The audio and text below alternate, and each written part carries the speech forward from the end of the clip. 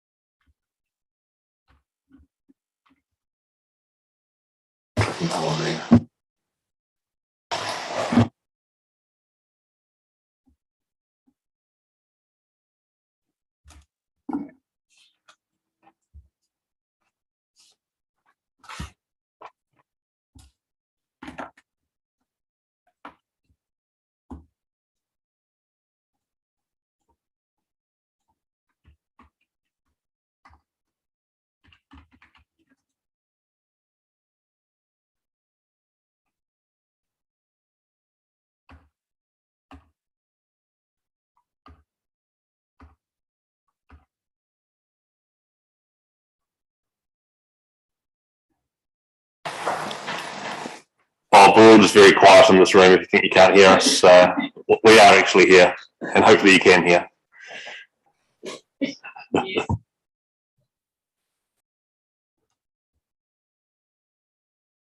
Great, and Jeff, welcome along to the meeting as well. Good to have you here. Hopefully you can hear us too. With that, we'll make a start to today's meeting. Welcome along to Council. Beginning of June, we are into now for our first meeting in June. If I ask you to stand for karakia and council affirmation. Whakataka te hau ki te uru, whakataka te hau ki te tonga, kia mā kina kina ki uta, kia mā tara tara ki tai, ehi akia nā te atakura, he tio, he huka, he hauhu, tihau mauri ora. Let us affirm today that we as citizens, as councillors, will work together to serve the citizens of Selwyn District. To always use our gifts of understanding, courage, common sense, wisdom and integrity in all our discussions, dealings and decisions so that we may solve problems effectively. May we always recognise each other's values and opinions, be fair-minded and ready to listen to each other's point of view. In our dealings with each other, let us always be open to the truth of others and ready to seek agreement, slow to take offence and always prepared to forgive. May we always work to enhance the well-being of Selwyn and its communities. We will.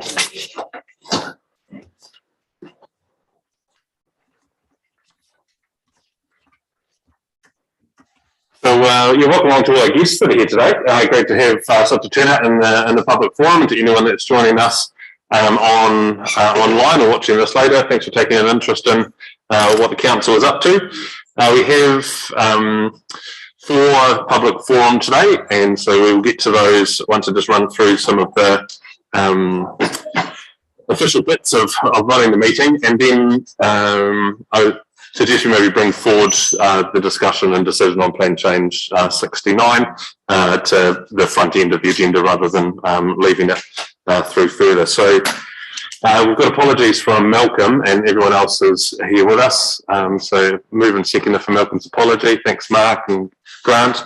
All those in favour say aye. Aye. Against? Carried. There's been no identification of any extraordinary general business.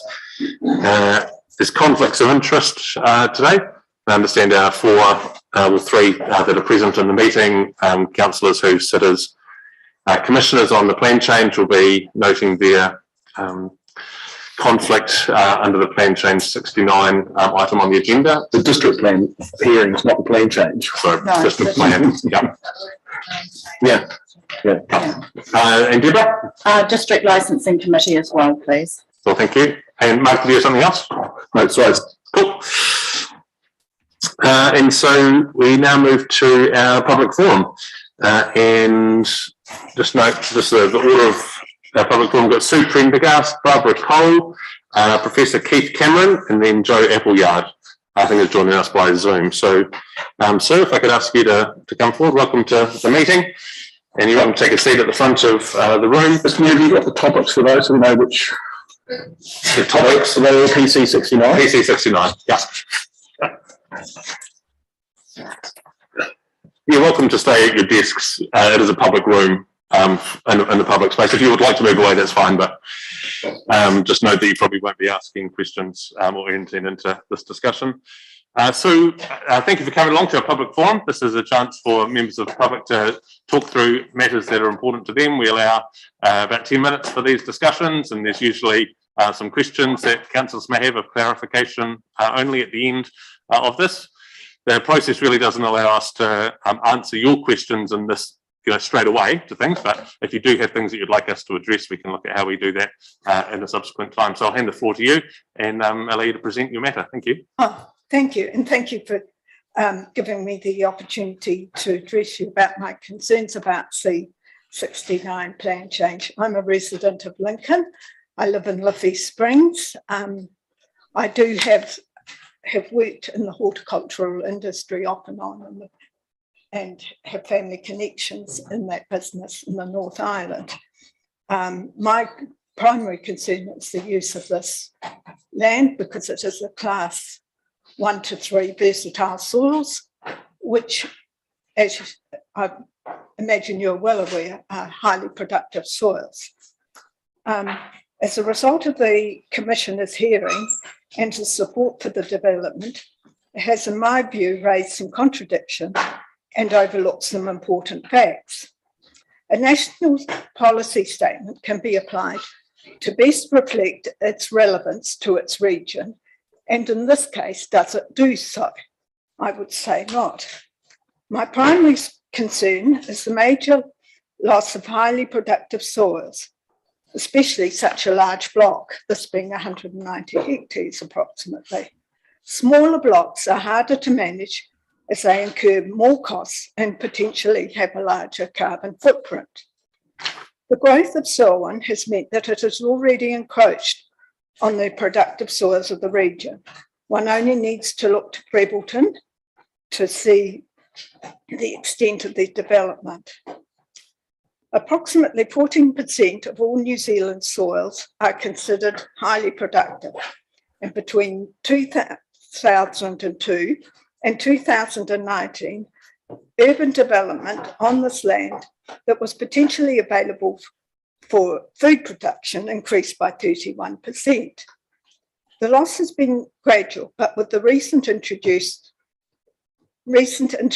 of the National Policy Statement on Urban Development, this has put extra pressure on such soils. Although vague, the RMA does offer protection of land like that seen in C69 and should be applied in the light of and the imminent legislation of National Policy Statement on Highly Productive Land, that I would suggest that the Council should decline the Commissioner's recommendation. The Council, if they do have concerns, should consider contacting the Minister for the Environment to seek his direction. The land in question, presently a dairy farm, does offer the opportunity for other uses. Cereal crops have already been grown on the land in question. Down on the far corner, there was, I think it was wheat growing, where the Collins Road extension would come out onto Earlsmere Road. It has also grown as a crop on a smaller block bordering the rail trail and Moore's Lane, which would indicate that it is productive soil and economically viable. New Zealand has a shortage of wheat. We are having to import from Australia. We cannot depend on overseas supply for commodity food products. The ongoing war in Ukraine and Russia's behaviour should be of real concern. It not only illustrates how tenuous supply can be, we need to ensure that we are providing supply not only for our own needs, but also for export. There have been concerns expressed about dairy farming, but that is no reason to develop the land, as it can still be used productively for agricultural and horticultural crops. We need to consider our food security. This is part of the greater Christchurch strategy. People like to buy local. One only needs to look at the growth of farmers' markets. I consider it a duty of the council to ensure that it provides sufficient, highly productive land for food production for now and into the future for a growing population. The impact of not having highly productive soils available for food production is likely to lead to higher food prices and has the potential to impact on people's health as well as their budgets, causing their budgets to be stretched even further. One only needs to look at the present rise in food prices to see the impact it can have. It could be said that part of this is due to our duopoly in the supermarket trade. But unlike that decision, which has the potential to be reversed, the decision, if you decide to proceed with the C69 plan change, won't. It is near impossible to reverse land use once development has occurred. My next concern is climate change. Mr. O'Neill, in his evidence to the Commissioner, refers to the requirement for more detailed and validated site-specific modelling for infrastructure and predicted flood depths across the C69 plan change land.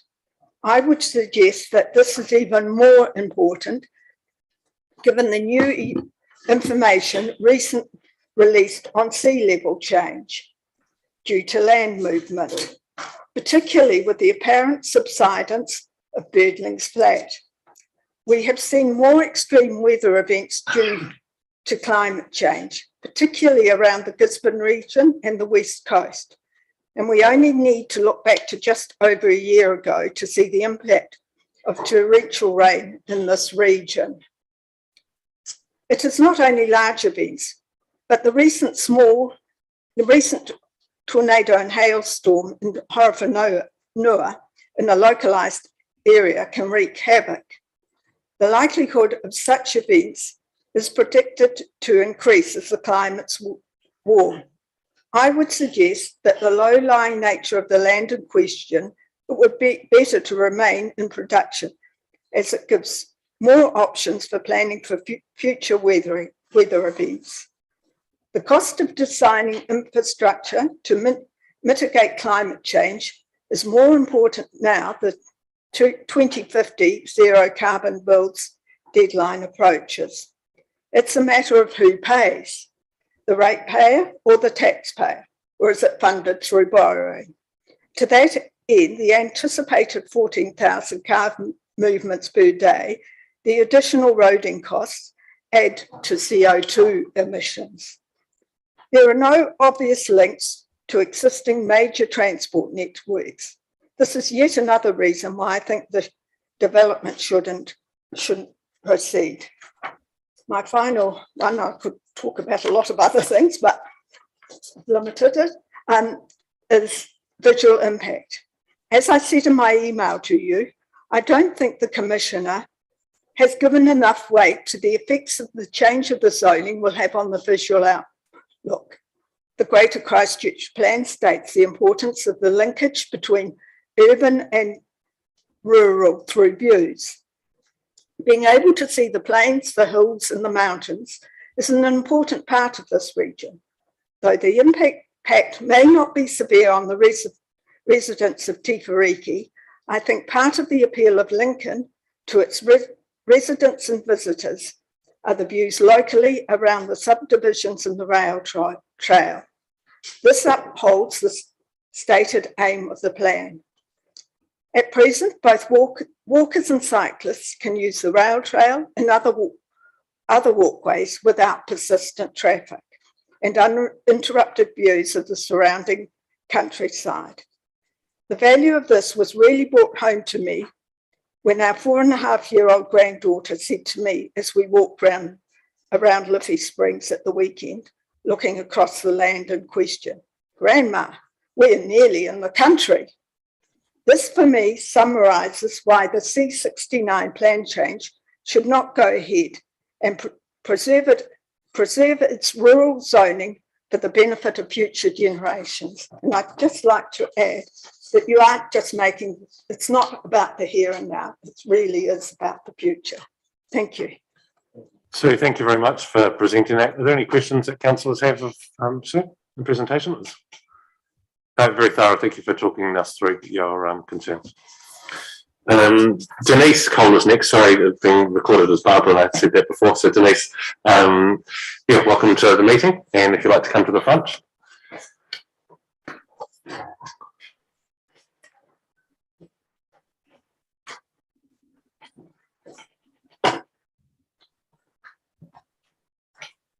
And I'll get you to introduce your team as well. The button on the right-hand side of the microphone, just press it once and that'll turn it on. And yeah, thank you for, you heard me explain before, 10 minutes now for you to have a chat with us about Plan Change 69. And I want to say thank you for the time you took when I met with you down in Lincoln a couple of weeks ago now to also discuss this. Yeah. So this is actually my husband, Dr. Samuel Carrick, and he's here. He was one of the authors as well.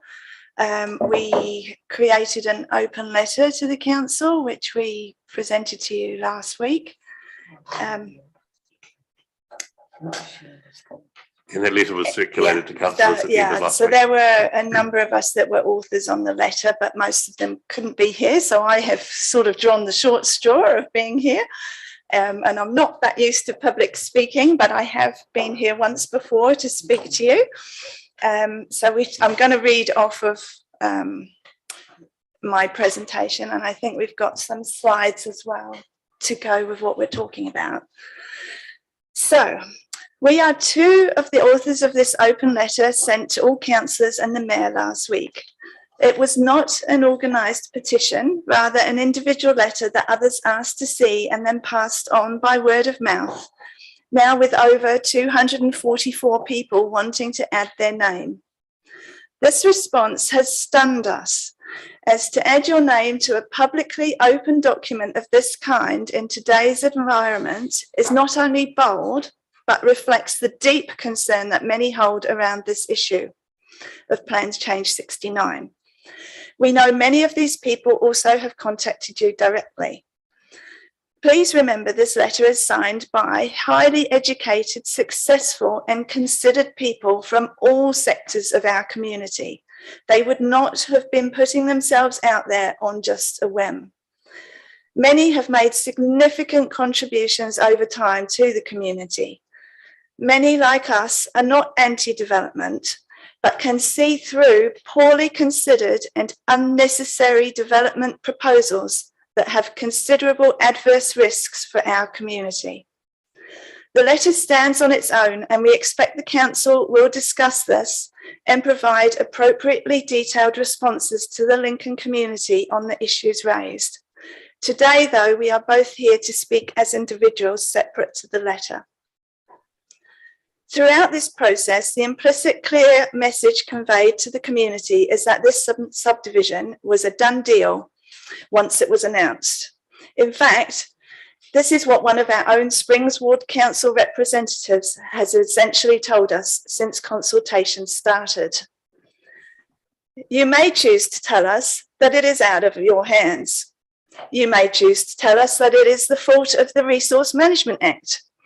You may choose to shift the blame to the Commissioner, or to the developer, or to the timing of government policies. Two of our 3 Springs Ward councillors may choose to abstain because they perceive a conflict of interest. That is a cop-out and not what we voted you to do. We voted you to represent first and foremost the long-term health of our community and to defend our community from significant adverse risks and costs arising from opportunistic private development. Throughout this process, the community has continued to raise a number of significant and valid concerns over PC 69 that still stand today. And we urge you again to decline PC 69 as our community representatives. These concerns include number one, a well-functioning urban environment. This is a core criteria of development enabled under the MPS urban development. There's also a fundamental concern raised by many Lincoln residents in their submissions and a hot topic of discussion around our community.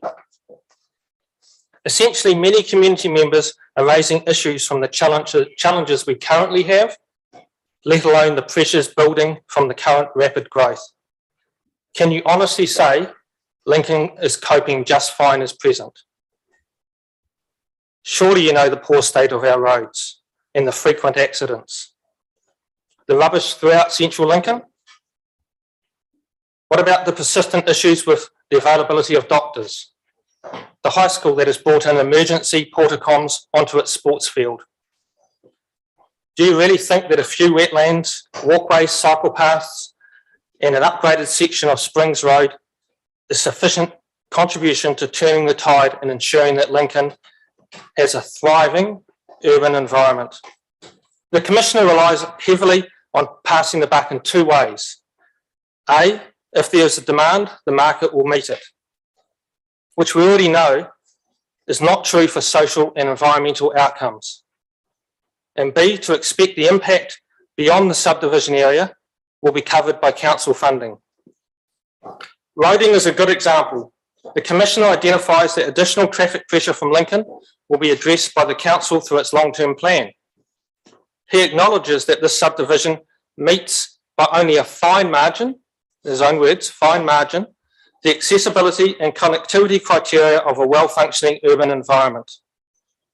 Yet he does not acknowledge the precarious nature of funding community roading networks, where the council is reliant on the funding whims of Waka Kotahi.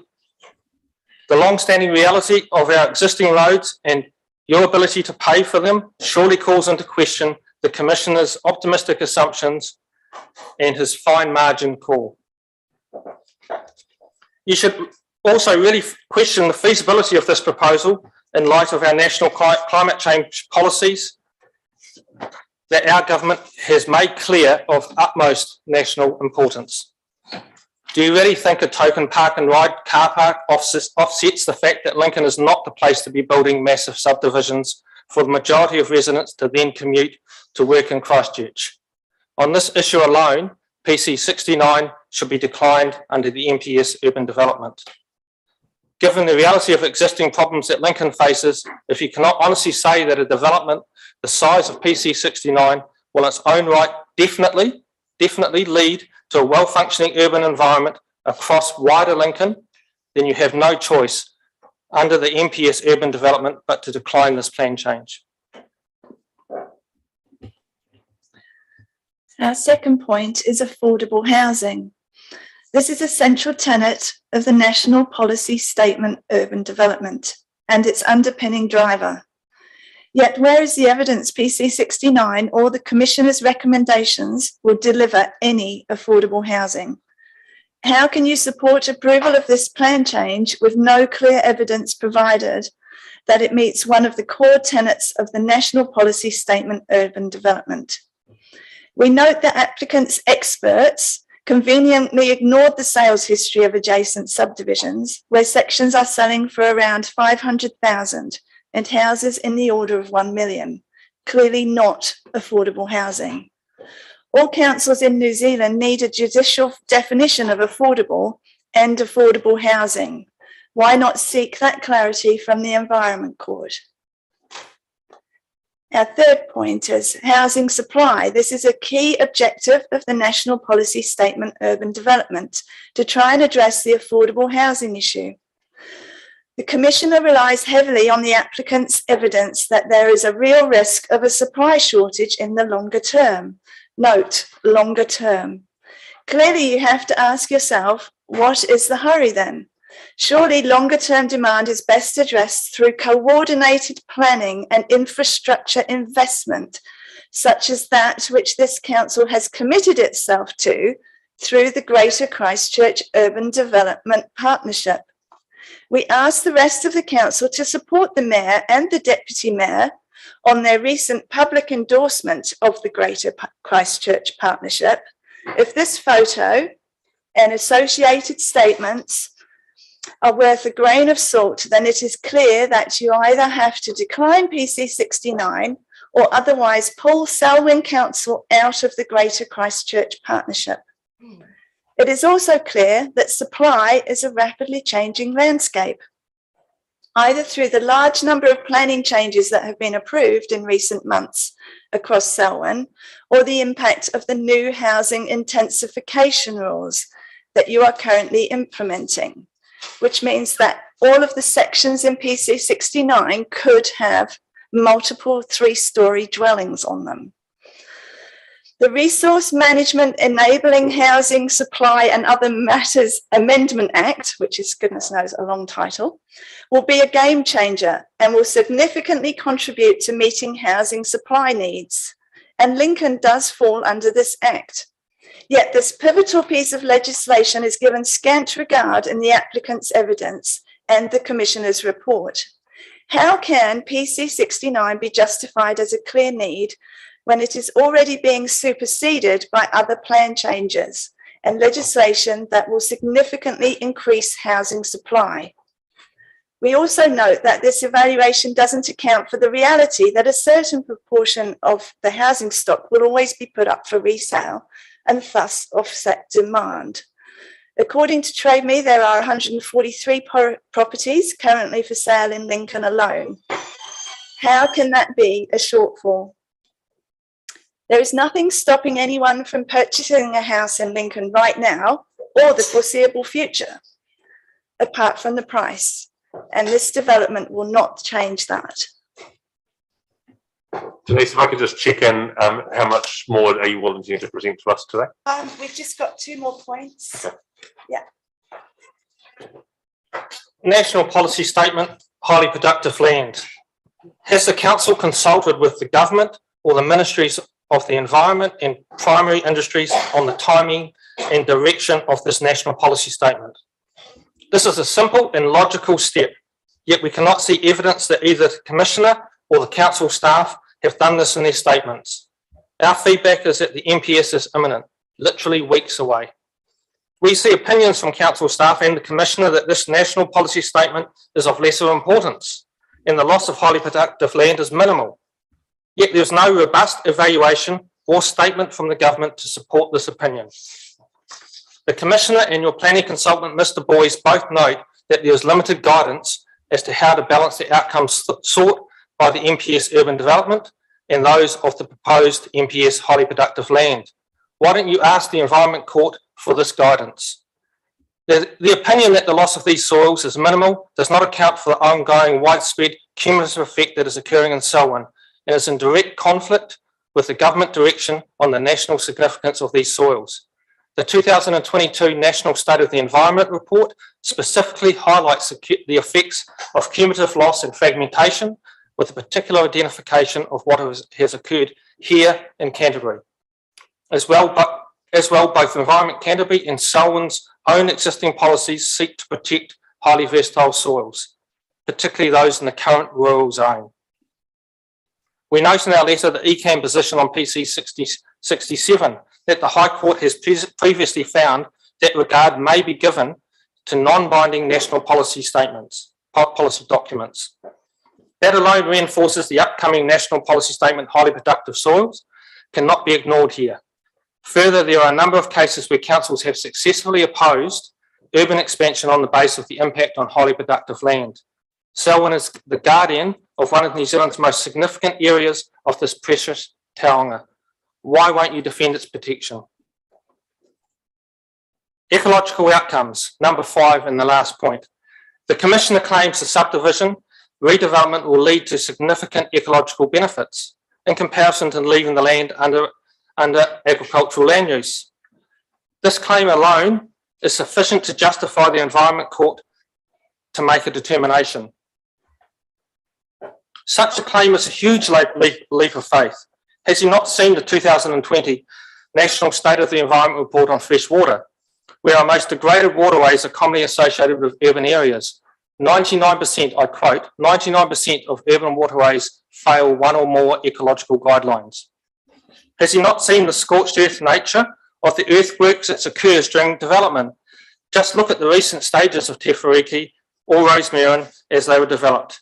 He completely ignores the fact that our greatest biodiversity domain, the soil, will have its ecosystems permanently decimated through urban development. To say that the waterways will stay in a degraded state if they remain under agricultural land use is to directly write off the huge energy and investment that our farmers are committing to improving freshwater outcomes. There are numerous examples of significant improvements in stream health on farms across New Zealand. Think of our own Harts Creek. The government is clear through Te Mana or Te Wai and accompanying legislation, all landowners must prioritise the health and well-being of water, regardless of the land use they are practising. From a council perspective, do you really think it's feasible to achieve the directives of Te Mana or Te Wai, the stewardship of one landowner, compared to trying to manage the activities of numerous construction workers and eventually 1,800 individual property owners? There's no logical way this council can support the Commissioner's opinion on this issue. So we thank you for your attention. Apologies if we were a bit too long. We urge you to take your time, listen to your community, represent your community, and honestly ask yourself the question, can I guarantee that by allowing this subdivision, it will not have an adverse effect on our land, its ecosystems, and in particular, the health and vitality of the Lincoln community? Thank you. Thank you very much, Denise and Dr. Samuel. Thank you for presenting that to us. Is there any questions, Councillor Taylor, for that presentation? There none. Thank you again. Thank you. The next presenter is Professor Keith Cameron.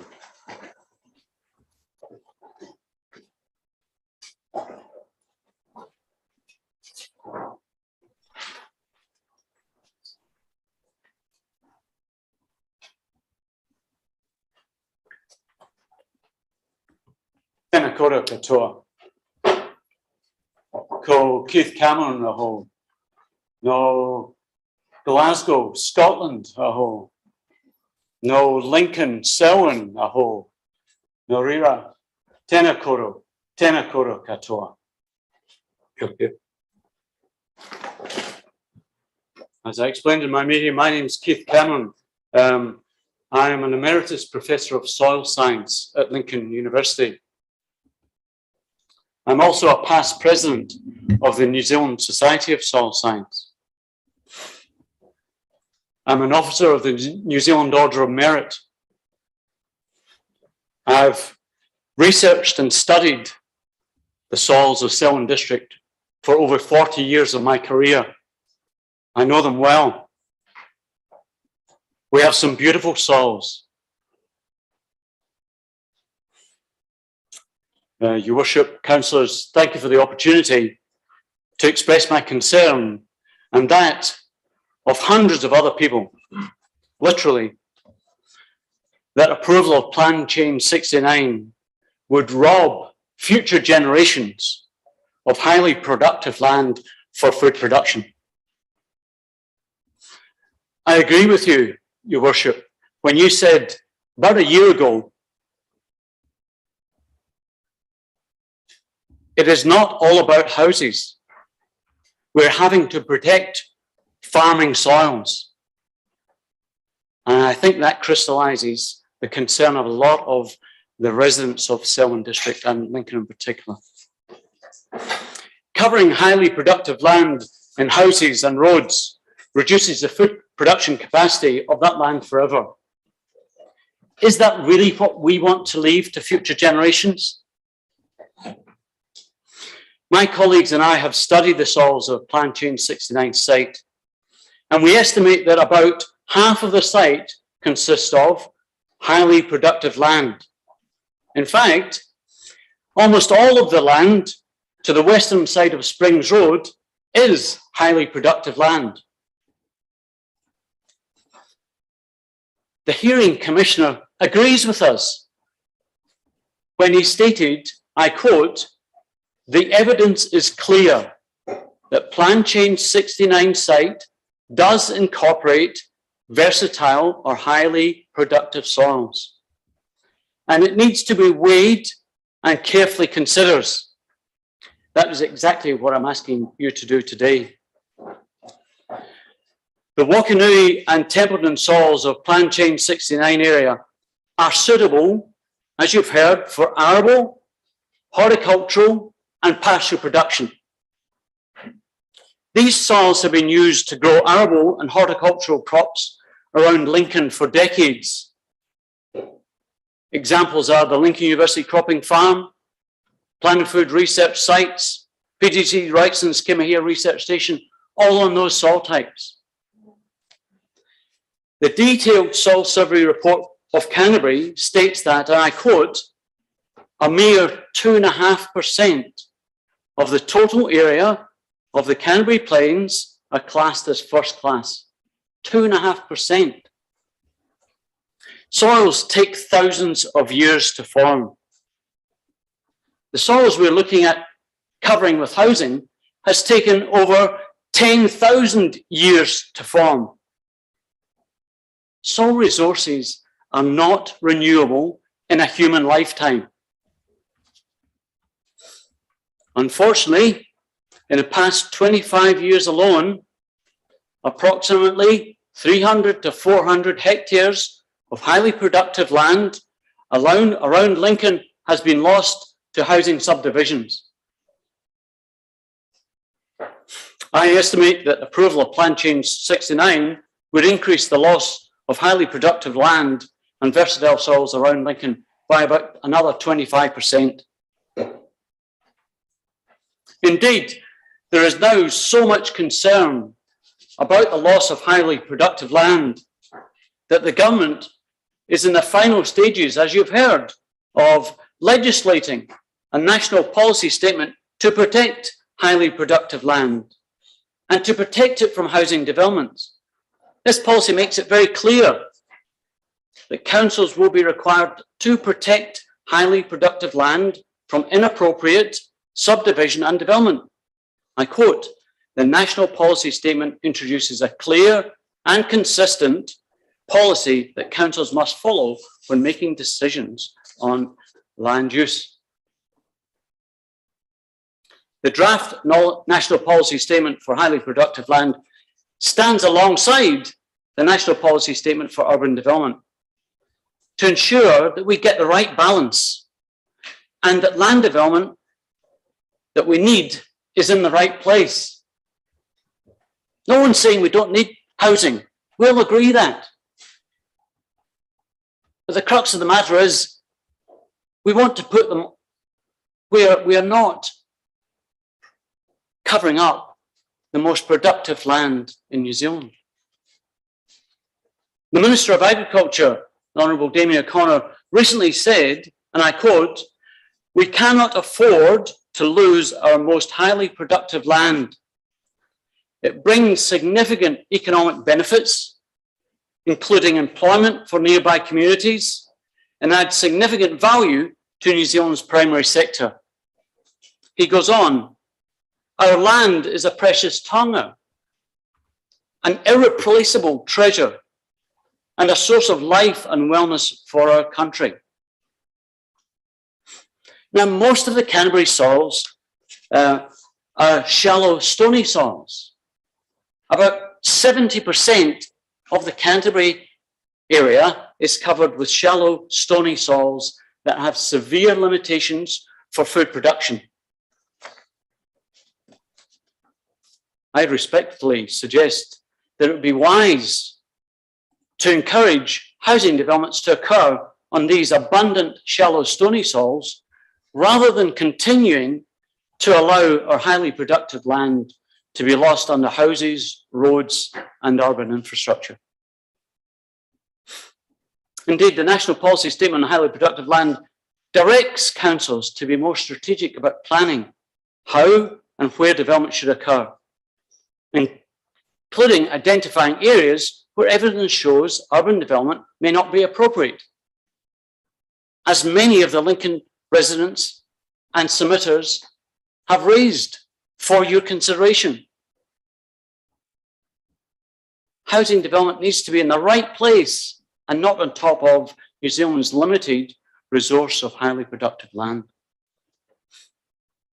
In my opinion, approval of private plan change request 69 at this time would be in direct conflict with the government's proposed national policy statement designed to protect highly productive land.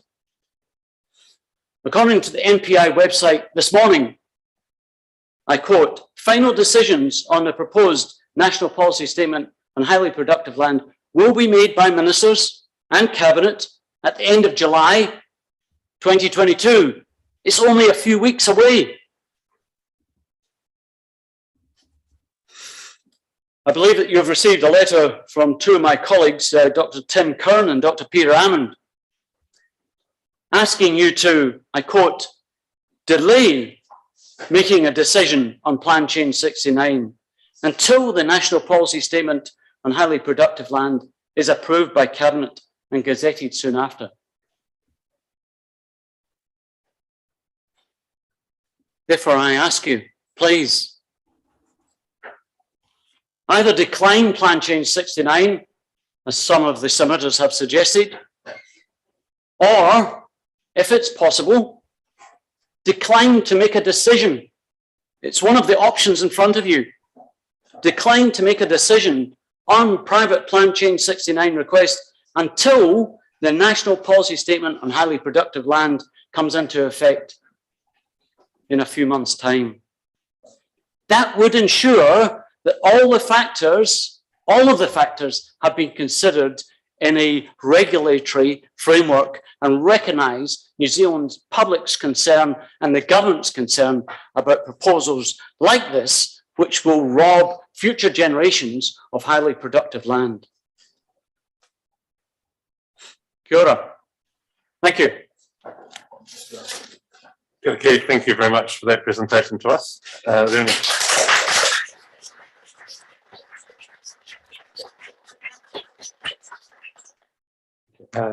any questions that, yes, Councillor Lemon? Yeah, thanks, Sam. Look, it's not quite sure what the process is here, but raised a very valid question here about whether we can delay, and I just wonder whether there's a commentary we could have now about the legalities of doing that. The other question I've got is the letter we just received last night. Is that a letter that's come on, it appears to be from Lincoln University? Is that a Lincoln University view, or is that their private view? Because it appears to come on Lincoln University email. As individual private citizens of Lincoln. But reference Lincoln University. I'm just wondering if that means it's a Lincoln University view. No, these are not submissions by Lincoln University. Lincoln University has not. It's very confusing, Keith, when you see that letter.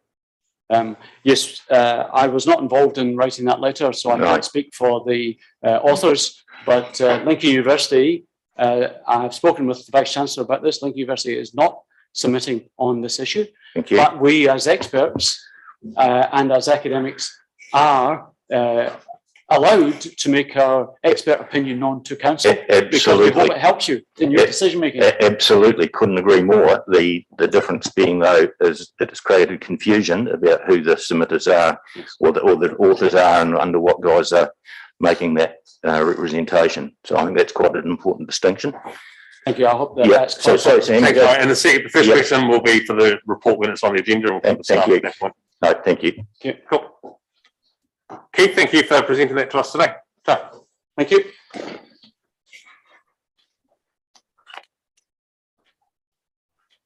Today's fourth public forum speaker is Joe Appleyard. Joe has joined us online. Joe, I hope you can hear us. And you heard me explain before, it's 10 minutes of councillors here in the room. If you can't see us all, there's a public gallery and councillors, council staff. So thank you for taking the time today to talk to us, and I'll hand the floor to you. Thank you, and apologies for not. Sorry, I'll just. Oh, sorry.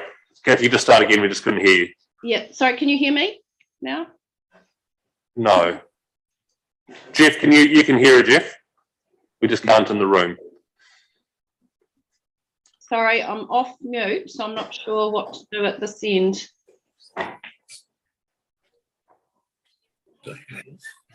Bob, yeah, we can't hear you either, Bob, but you can hear it. Okay, so it's just a problem in the room. We'll just get it fixed and then we'll come to you, Joe.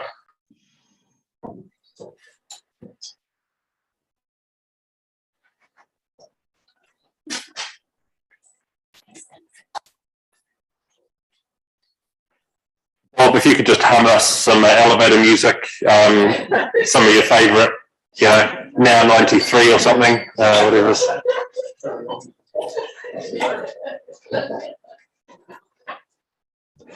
Bob, can you talk now?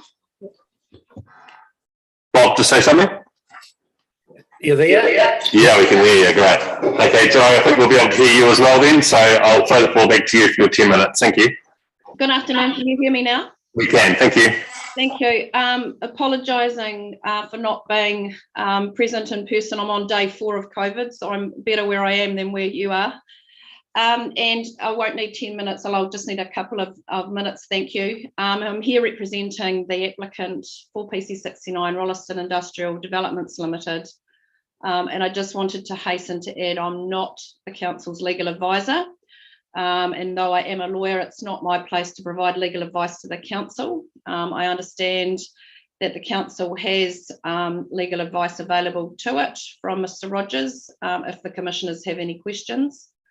The only comment I would make, just picking up on a comment made by Professor Cameron, is that Ms. Luz's report does address the issue of whether council can delay its decision, and I would agree with the advice that she has given that council can't.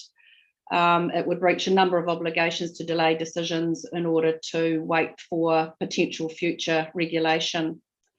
The only reason I was asked to be here today was really because I was present right through the council hearing, commissioners hearing, was to alert the council if there was any information that came forward from the submitters you've heard from today, who were all submitters at the hearing, which is new and which was information which was not available to the commissioner. The PC69 hearing was 5 days. The commissioner heard from 66 individual parties, including independent experts, on a number of topics. And all of the matters that have been traversed this morning were topics that were put forward and heard by the commissioner and considered by him in his recommendation. The applicant wishes me to thank the council for its thorough, robust and fair process, and to point out that we have a recommendation from an experienced, qualified commissioner who, from another process we've been involved in, PC73 at Rolleston, is not shy of saying no where he thinks that the applicant's evidence hasn't come up to scratch, and that is not the case with PC69. I accept what we've heard from Ms. Prendergast, Mr. Carrick, who was a submitter, and Professor Cameron are genuinely held views, and that those parties are disappointed with the decision. But as council well knows, the rights of those parties are protected. They do have rights of appeal if they don't get the answer they seek from council today. So that's all I wanted to say. It was really just a placeholder in case there was something new or different arose today that wasn't information that was before the commissioner, but there is nothing in that category. Joe, thanks for taking the time to talk to us. Councillor, is there any questions? Yes, Councillor McInnes. Kia ora, Joe, thank you for being here. I'm just wondering, so you mentioned that somebody's already addressed whether or not we can delay a decision. Was that in the Commissioner's report? And if so, could you please give us a paragraph? I'm just wondering what it is. It's in Jocelyn Luz's report to you, I think. I can't find, Jocelyn will be able to comment on this anyway, but I'm pretty sure I did read that she commented that there are obligations on council under the RMA to proceed at pace. There are also some obligations under the MPSUD in terms of the council considering plan changes, and to delay decisions would be contrary to those obligations. That's the gist of what I recall she has said, but I'm sure that Jocelyn and or Mr. Rogers, if he's available, will be able to address that point in terms of formal advice to council. Okay, because the only part that I can see is that we should avoid unreasonable delay, and that we shouldn't give a decision any later than 2 years after notifying the plan change, but that's not until the end of April next year. Just trying to figure out if there was anything else somewhere. I'm looking at the top of, I'm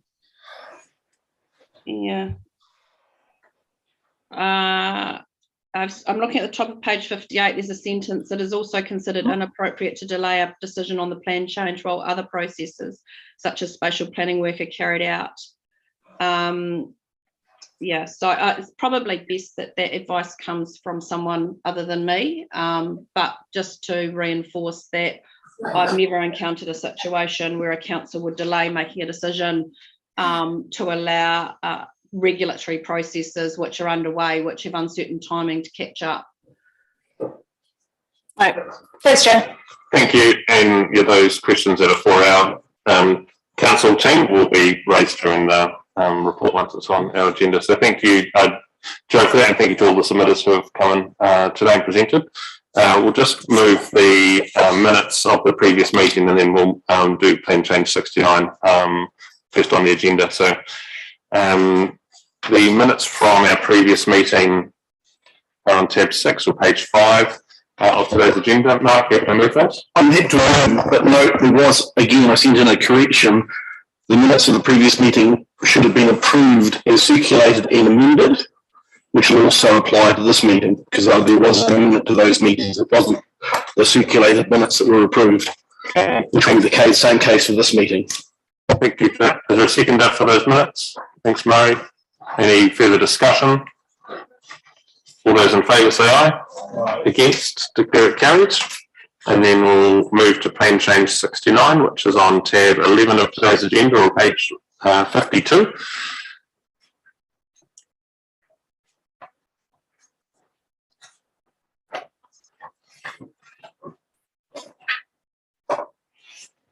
Welcome to the meeting, Robert. You can present, I'll open the floor to you, and if you want to present the paper that's in front of us today, thank you, and acknowledge that Jocelyn's online. Jocelyn, thanks for joining us remotely today.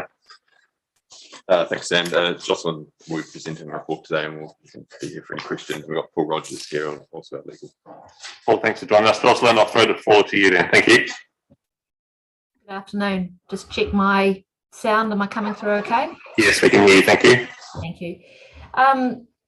Councillors, I spent the morning preparing a summary of the plan change and of the key points that have arisen out of the Commissioner's recommendation. I'm happy to read that, present that to you if you think there's value in it, but I will note that it is largely a summary of what's been heard this afternoon. Interest in this, and the fact that we've got the public in the room that will be interested here, and you've spent the time preparing it. We would appreciate you sharing it with us now. Thank you.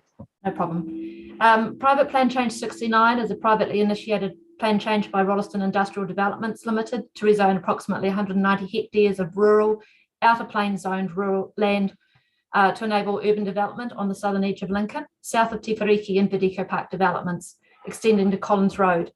The east and west boundaries of the plan change area are defined by the western boundary drain and the Ararira L2 River, respectively. Plan change was formally received by Council on the 4th of November 2020, and Council accepted the plan change on the 24th of March 2021.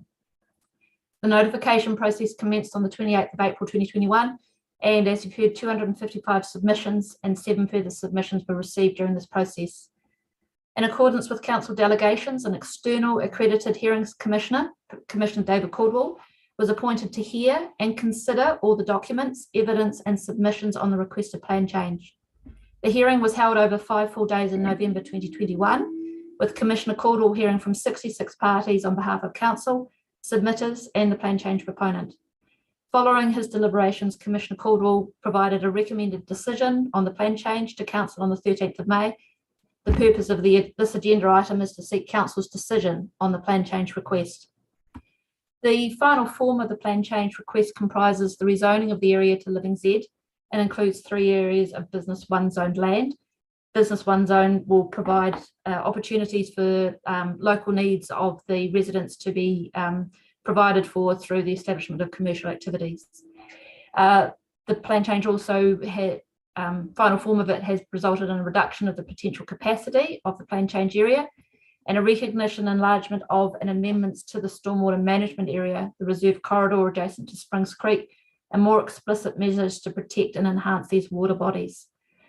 Also, the recognition of road network upgrades required as a prerequisite to development occurring, including gateway, roundabout and signal treatments on Springs Road at key intersections, and the provision of pedestrian cycle routes and green links to the adjacent land, and the development of a park and ride facility. This private plan change request stems from the opportunity created through the National Policy Statement on Urban Development, which was released by Central Government in July 2020. Policy 8 of the NPSUD requires that council decisions affecting urban environments are responsive to plan changes that would add significantly to development capacity and contribute to well-functioning urban environments, even if the development capacity is unanticipated by RMA, Resource Management Act planning documents, or out of sequence with planned land release. Policy 8 requires consideration of a number of components in relation to plan change requests. These are: would it add significantly to development capacity? Would it contribute to a well-functioning urban environment? And these are the questions Commissioner Caldwell considered in his recommendation. Commissioner Caldwell considered that these considerations of these questions are also required to consider other objectives and policies of the NPS, including Objective 2, which states that planning decisions improve housing affordability by supporting competitive land and development markets. At paragraph 473, Commissioner Caldwell concluded that while the lack of capacity is not the only driver for price escalation in Lincoln in particular, the applicant's evidence was clear that it was a primary one.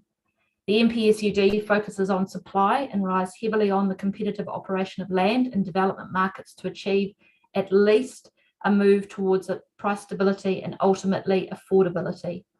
At paragraph 479, Commissioner Caldwell concluded that the plan change would assist in providing a variety of homes in terms of type, price, and location of different households. In considering if the plan change request would contribute to a well-functioning urban environment, Commissioner Caldwell had regard to the meaning of this concept, which is set out in Policy 1 of the NPSUD.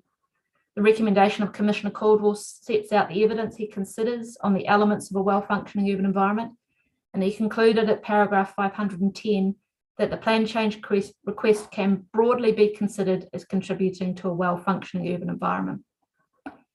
The Commissioner's recommendation also included an assessment of actual or potential effects on the environment, the matters raised in submissions and those required by the Resource Management Act to be considered. As summarised in his recommendation and in the report to Council, these include, in relation to versatile and productive soils, that the land affected by the plan change includes class 1, 2 and 3 soils. The evidence presented at the hearing is set out in paragraphs 45 to 77, with Commissioner Caldwell concluding at paragraph 78 that it is clear that the development of the plan change will result in a loss of area of versatile or productive soils, and that while soils are an important natural resource, their loss is one of the matters which needs to be weighed and carefully considered with the overall consideration of what is the most appropriate zoning for this land. That was my emphasis on the word one there, sorry, trying to be neutral. In terms of the proposed national policy statement on highly productive land, while it signals the government's intention in respect of protecting highly productive land, doesn't have substantial weight at this point in time, and there's been limited guidance in terms of how the outcomes sought within it are to be balanced with the NPSUD in terms of prioritising the versatile soils over future urban developments to meet housing objectives. I've taken that from Commissioner Caldwell's recommendation, but I will add at this point that we are waiting to see what the guidance will be as well. It is certainly a challenge for all in terms of balancing highly productive land with urban development. Continuing on, matters relating to climate change, including flooding and greenhouse gas emissions, were raised by submitters and addressed by the applicant. Commissioner Caldwell considered these matters through his recommendation, and in particular paragraphs 489 to 509. with Commissioner concluding that the provision of a comprehensive pedestrian and cycle network, a park and ride facility, and 2 additional local areas for commercial activities will assist in reducing greenhouse gas emissions from the plain change area, and that resilience to likely current and future effects of climate change have been appropriately considered and can be further addressed through the subdivision stage. Commissioner Caudle considered that the traffic effects on the roading network was one of the critical issues associated with the request and requires a number of transport network upgrades, some of which the council has already identified in its long-term plan. Commissioner Caudle has recommended that the district plan include provisions that will require these and sets out clearly the nature of these works, the anticipated funding responsibility, and the timing requirements, with the issue of Section 224 completion certificates being tied to the completion of these upgrades. Having heard and considered all the material associated with the plan change request, including the material presented at the hearing, Commissioner Caudle has recommended that Council approve the plan change. For the reasons set out in the report to Council, it is recommended that Council accepts the Commissioner's recommendation and approves plan change 69. Thank you. Thanks, Jocelyn. Are there any questions at Councillor Tantamara? You started the meeting off with one, maybe a photo on. Yeah, I will. Thanks, Sam. I guess from our perspective, we've started a process here that allows the community to have the greatest input by the way that we've done this. What we are now at a point is deciding whether to accept that process or whether to not accept that process, and the dangers associated with that are very great for this council and this community going forward. And I'm just wondering, there's a number of legal questions there that are potentially raised about the impact upon the reputation of council, but also the financial risk to council rejecting this proposal. And I wonder if Mr. Rogers may speak to that. Also, the matter that was raised around deferring of a decision. Yes, good afternoon, everybody. You are right, Councillor. We are midway through a process. The process or the shape of it was decided some time ago with the appointment of a skilled and experienced independent commissioner to directly hear the evidence and make a recommendation based upon the evidence received before him, and also based upon taking into account the relevant planning instruments, including NPSs, that were in force at the time, and also give appropriate weighting to others that might be kind of in the wings, as it were.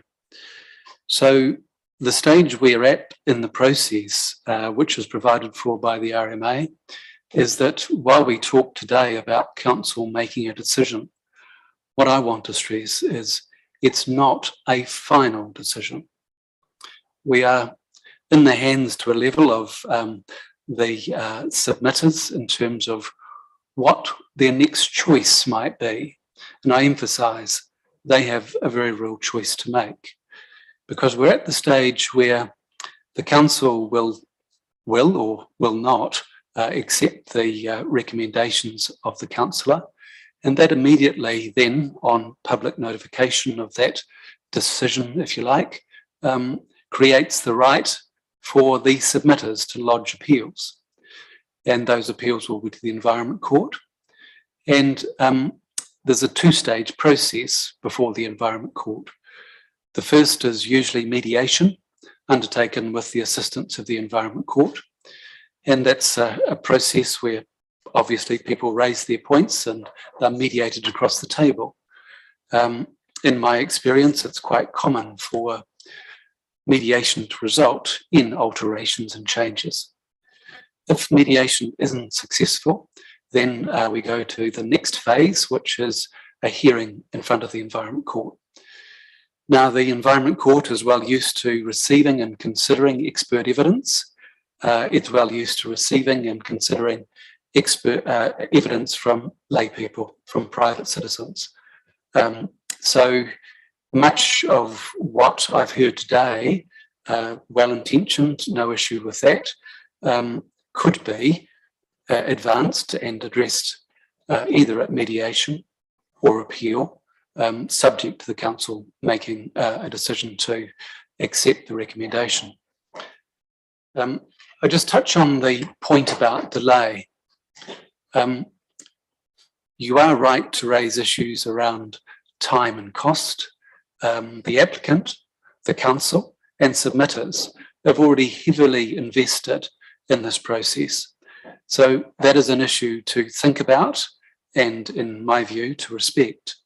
But probably more so, what's more important is what I'll describe as the integrity of the process. Imbued through this process is fundamental legal precepts called natural justice, fairness, and matters of that sort. Parties are entitled to be heard and have a decision made based upon the then prevailing legal structures and circumstances. So to reach an outcome where you decided to delay a decision until some other new legislation came along, in my view, would be wrong. And the reason for that is you can play it out in any range of circumstances. If the reason for delay is simply to say, well, look, I'll wait until something that might be influential in the decision comes along and I'll rework the decision or rehear the decision, that pulls hard against the fundamental concept of people being entitled to be heard, to have recommendations made, to have decisions made on the lie of the law at that particular time. In any event, hopefully it would be apparent from what I've already said that there's no purpose to be served by a delay, because if the council makes a decision to follow the recommendation, then of course the submitters can lodge appeals, and if during that appeal process the NPS on versatile soils is advanced, it becomes a relevant matter at that stage. So it would be, you know, like in some sense of a bit of an own goal, if you like, to back an option of delay.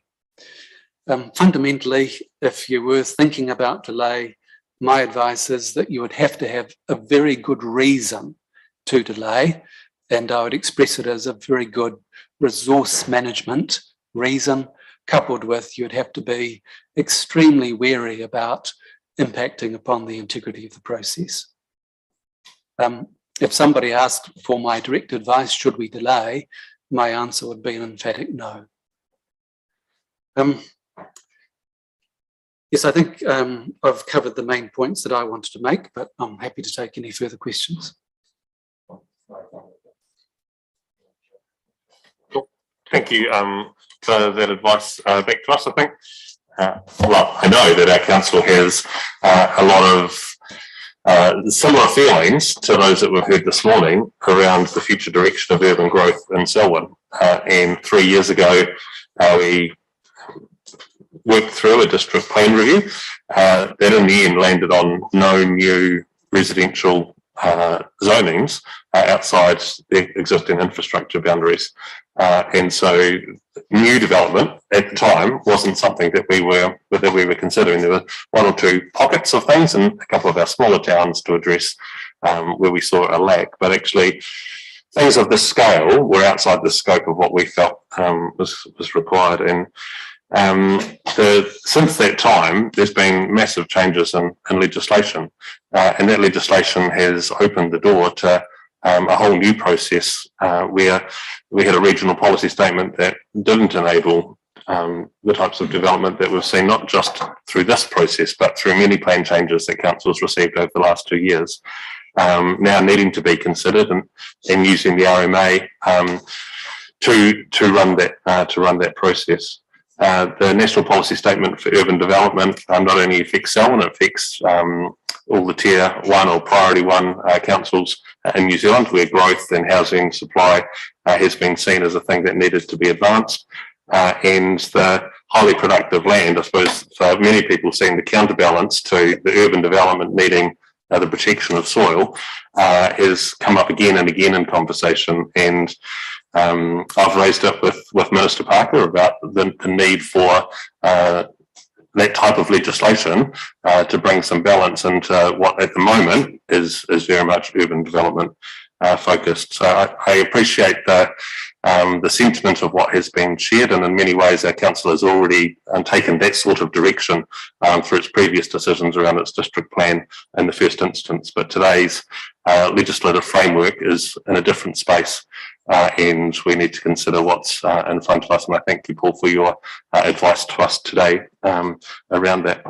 Is there any questions, or would someone like to move and second? Sam, I'll move. You'll move it, Murray? Is there a seconder for that, Grant? Well, I'll speak to it first on some stage. You can, if you want to second it, and then you can speak to it. I'd rather speak to it first, if that's all right. Okay.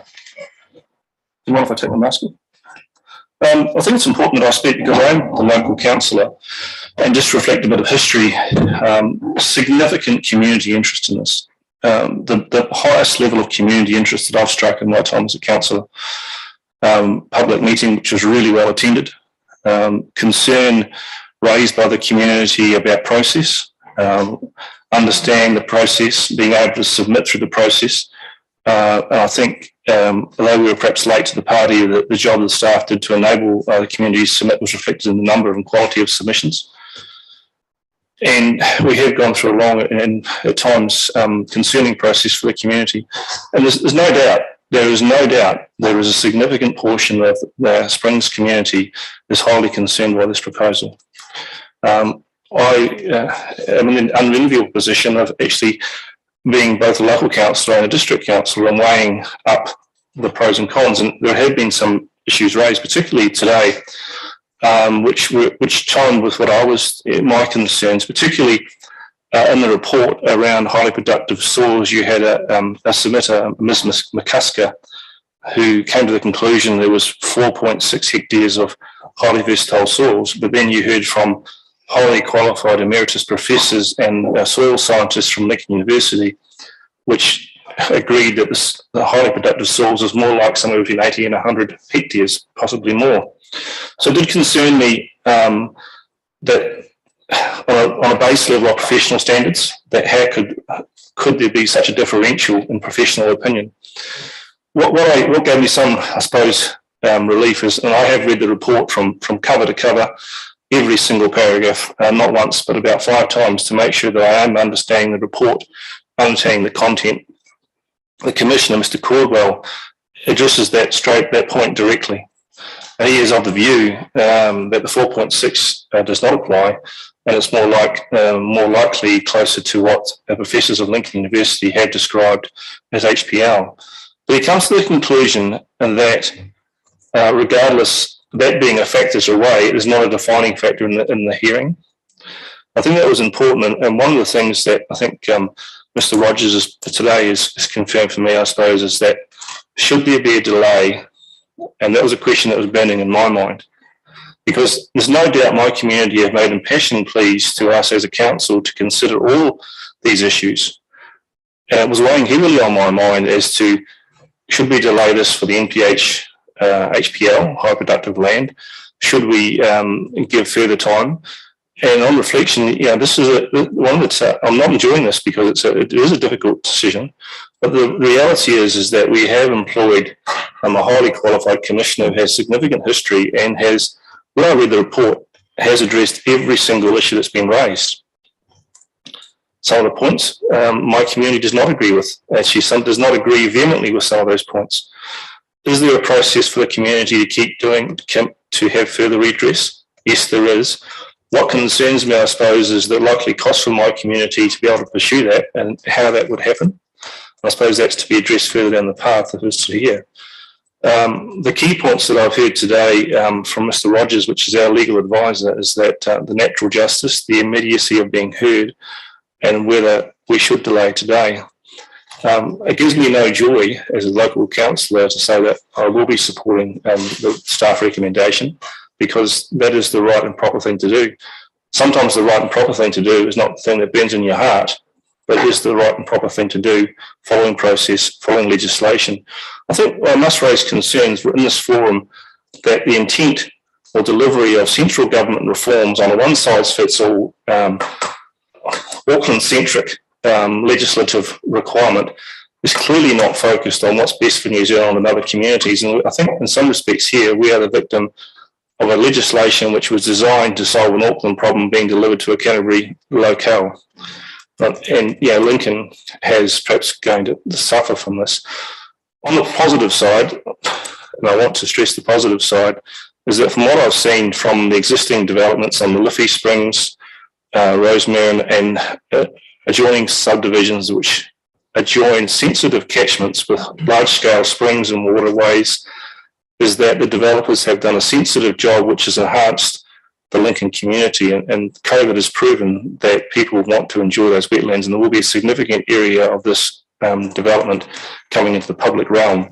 It probably gives little joy to the people who have a position that they believe this soil should stay in highly productive land into the future. And that will be addressed through the appeal process, I believe. It should be addressed through the appeal process because that is the proper right and proper avenue to discuss it. So I guess the other thing which was not really brought to the attention, but I think it's important that Tomato to Wai was raised. And we have certainly talked about co-governance agreements and our partnership with Tamutu. Tamutu and MKT, which is a representative body, were consulted in this. It was on the last page of the report. I would have expected Runanga partners, if they were vehemently opposed to the loss of waterways and versatile soils, to have put a big red mark on this and said, don't approve this. What I've seen in the report is our local iwi partners saying, subject to modifications, we are comfortable with this. So that's, I guess that's cold comfort, but that is the reality. I just want to make sure I've got all my notes covered. If you give me a moment, just on there, I think it's important. The community is rightly concerned by the lack of infrastructure, particularly around roads, education and health. I think we should address those one by one. Councillor Hassan has to sit back from the table, but Councillor Hassan, myself and Councillor Lyle have been consistently advocating to this council the need for Lincoln infrastructure to keep pace with the growth. Rightly or wrongly, the priority has been here in Ralston. They have also experienced explosive growth.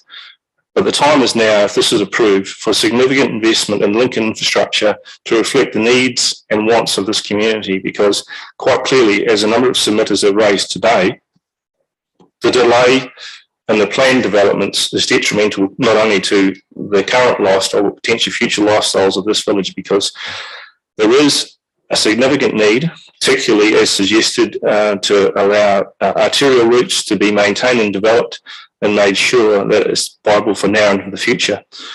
Schools has been a passion of mine, and I'm a regular correspondence with Lincoln High School in particular to understand their needs and availability of education. The reality is the Ministry of Education has not served Lincoln High School well. Currently, we're seeing a plethora of, shall we say, temporary buildings being put onto the grounds of Lincoln High School, while other schools enjoy the benefits of significant rebuilds and future-proofing their infrastructure. I cannot understand why the Ministry of Education continues to treat Lincoln High School so shabbily when there is need right now and consented need into the future. I certainly think there's a role for the council to play in advocating to the MOE to pull their socks up with regard to Lincoln and provide it with the infrastructure that a modern, high-performing high school requires.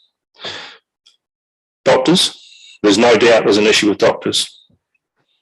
Surgeries are full. And if you want to get in with the GP, you often have to wait almost until you've healed yourself. That is not unique to Lincoln. In fact, it's a nationwide problem exacerbated by COVID. We have at times, as a council, engaged with the Lincoln medical community to try and upgrade and assist them to develop into a larger scale medical facility. Up until now, those negotiations or assistance has not been required or requested, and the belief is from the medical practices that they can cope or scale up to the appropriate scale within their own practices. My personal view is that's not correct because I'm seeing unmet demand. How do we make that happen? I suppose it's again advocating through Health New Zealand and the localities to make sure that, although you probably couldn't classify Lincoln as a rural community, but you could classify it as a growth community, is adequately serviced by services which are appropriate and at scale, which deliver both now and into the future. So those are things that the councillor can advocate, and from my position, I certainly will continue to do so. So I guess from my local community, they'll be disappointed in what I'm saying, and they'll be disappointed in me, and I accept that disappointment. But what I've taken is the pragmatic view that I must accept the rules, legislation and advice in front of me today and vote in favour. Thanks for that, Grant. Sophie. Okay, kia ora. Thank you, everybody. Oh, Sophie, just before you, Grant, you second that you didn't mention that, you said you do that at the end. You're happy to second the motion? Pardon? You'll second the motion? Well, yes, I have to, I suppose, yes. Okay. Sophie, sorry. Well, I may as well spoiler alert. I'd like to propose an amended motion, but I'm not sure if I can now, but it's been the first one's been seconded. Yeah, thank you everyone who's here today, especially many in the public gallery. I'm going to both agree with Councillor Miller and disagree. The issues facing Lincoln are significant even without Plan Change 69, but the appeals process is not the right and proper means to address explosive growth, in my personal opinion anyway. Of all the private plan changes that have been notified to Council since the National Policy Statement on Urban Development came in, this one is the largest and also the most controversial. As a high-level example, PC 69 has neatly slipped in before the NPS on highly productive soil was finalised, and while both the NBA, National Natural and Built Environments Act and Strategic Planning Act are in development. There's also the NPS on Indigenous biodiversity, and as we've heard today, the amount of life in the soil is amazing. The Climate Change Response Act isn't even out of the gate yet. The draft emissions reduction plan is, but there's barely enough funding to keep the public transport well funded as it is, let alone increasing. Anyone who's been following RMA reform can see that as much as the NPSUD permits out of sequence developments, the others are likely to say, not here, not south of Lincoln. In fact, speaking of Auckland previously, Auckland Council is literally right now appealing the decision of their own commissioner regarding plan changes enabled by the NPSUD in jury. And they have far more money for the Environment Court than we do. We've also been advised that declining the recommendation risks a loss of trust in council and a lot of poor reputation. Well, hello, that has already happened. We have a community that feels unheard, even when they have subject matter experts who live and work among them. They are ignored. We've even heard from them again today with a range of extremely valid concerns, and these aren't NIMBYs. They are poking valid holes in an application that itself is a timely and opportunistic exploitation of loopholes. The decision we have today is primarily procedural, yes, codified by legislation that is in a state of flux. We've literally got the case where the law knows that it's an ass and it's taking steps to change. Mr. Caldwell's recommendation has been guided by the NPSUD, determining that this supersedes local and regional planning documents, but he also notes that the NPS HPL is still in draft form. As noted by staff in the report, there are many aspects of reform and also spatial planning that are far too far off to be considered within the context of this application. However, given the number of hectares of land that might be protected under the NPS HPL, I would like to submit that making a decision ahead of its imminent publication next month, according to the Ministry for the Environment, would be an absolute tragedy for our district. It is not an unreasonable delay to my mind. I would like to move that we decline to make a decision today and ask that Mr. Caldwell review his recommendation in light of the NPS HPL, which in paragraph 74 of his recommendation, he states has no substantial weight at this time. By the end of next month, that could be quite different. I propose that we delay until the last meeting of this triennium so that we're not kicking the can down the road to the next council And should the MPS HPL not be published within this period after all, and also allowing sufficient time for Mr. Caldwell to reconsider evidence, then okay, fair enough. Council can return to the report's original recommendation. But I think that now is too soon, not when we know what's coming. This isn't a delay for the sake of a delay. It's timing, again, just like the plan change itself. We also shouldn't forget that the decision must be granted within 2 years of notification, and that time isn't up until April 2023. In the context of 100 hectares of valuable soil or more being lost forever, I do not believe that a couple of months is cause for complaint. I also do not think that it is fair to put the onus on our submitters to appeal this decision. We as a council do not like taking part in environment court cases due to their immense cost. Deflecting that onto a community, even one that can supply its own experts, is actually quite horrifying to me.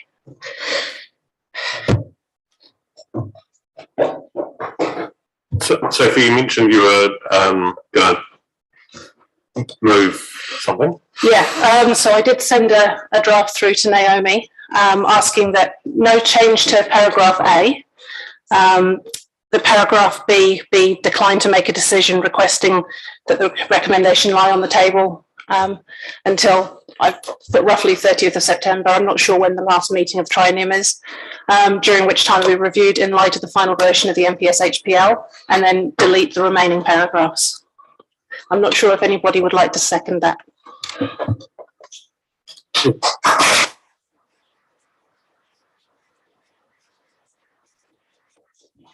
Thanks, Sophie, for moving that. The councillors need time just to read what Sophie has put before us, just because there's some detail there. And then I'll call for a seconder for the amendment. Sam, the interest, so I think this is important. Can Mr. Rogers refresh his advice to us on that proposed amendment? Because I think this is important. Well, we will if there is a seconder for the amendment. If there's no seconder for the amendment, then we'll just continue to discuss what was there before us. So, Jenny, you're second the amendment? Great, okay, thank you. So you grant ask away. Well, I think in the context of what we've just, the amendment we've just had put in front of us, if you could just refresh your advice to us to how you see this from our legal point of view. Well, what I said before, I think remains in that the plan change applicant in particular has embarked upon the plan change in the hearing against the state of the law as it was at the time when that first part of the process occurred. Now, what this amendment seeks to do is to say, well, let's just hold the decision and we'll revisit that decision when this national policy statement on highly productive land comes out. Now, at the moment, in terms of what that NPS might actually say, what it might actually provide for, just remains to a level in some level of doubt. It may be that it significantly changes things. It may be that it remains as a matter to be weighed up and weighted in the overall decision-making process. I don't know. But it seems to me that if a recommendation, if a point like this were adopted, then it really sort of sends a signal, I think, that council's withholding a decision in terms of usual process, and it's waiting for something else to occur that I don't think sits easily with respecting the process in terms of making decisions on the basis of the evidence and the material that's available at the appropriate time when the decision is made. I think from the applicant's point of view, they may very well consider what legal remedies they would have. One I can immediately think of is judicial review, and sort of say, well, what's the reasonableness of this decision? What's the lawfulness of this decision? I remain of the view that we're partway through a process, and a key part of that process is appeal rights. I appreciate a councillor's made the point about time and expense in terms of attending an Environment Court hearing. I'm not here to give submitters advice, but they can secure advice, and there are a range of vehicles that they can utilise. There are things like they can incorporate as a group and lodge appeals in a group form. There are forms of legal aid that are available. There's a range of pro bono type services that are available. In any event, they can make choices to appear and represent themselves. As I said before, the Environment Court is adept at making accommodations in that regard. It's not necessarily a people-friendly forum, but it's not the way that it used to be. And it is just part of an RMA process to have appeal rights. So when I think about decline and I think about other options that are available, I remain of the view that respecting the integrity of the process is paramount. Thanks, Paul. Any other questions or comments councillors would like to make on the amendment? Can I just add that the draft MPS on highly protected land has been considered as part of the evidence. The weighting given to it was subject to the fact that it was a proposed MPS at the time. It's not like he hasn't actually considered a lot of the information that was available in that context. It's just the weighting that he gave it. It's an imminent document now. It's not just a draft that's going to be out in 2 years' time.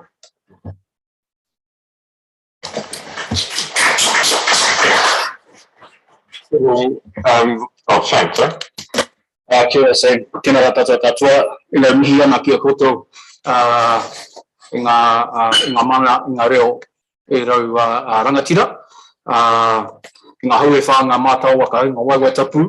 Nā mai hara mai hoki mai, i ngā kai kōrero, kai kauniri hira a rohe o wai kirikiri, e rau mana whenua, te taumata rūnaka, te tau tuahuriri, tēnā rā tātou katoa, e rau mihi to you, Sam, and to you, David, kora matua kai whakahaere e David.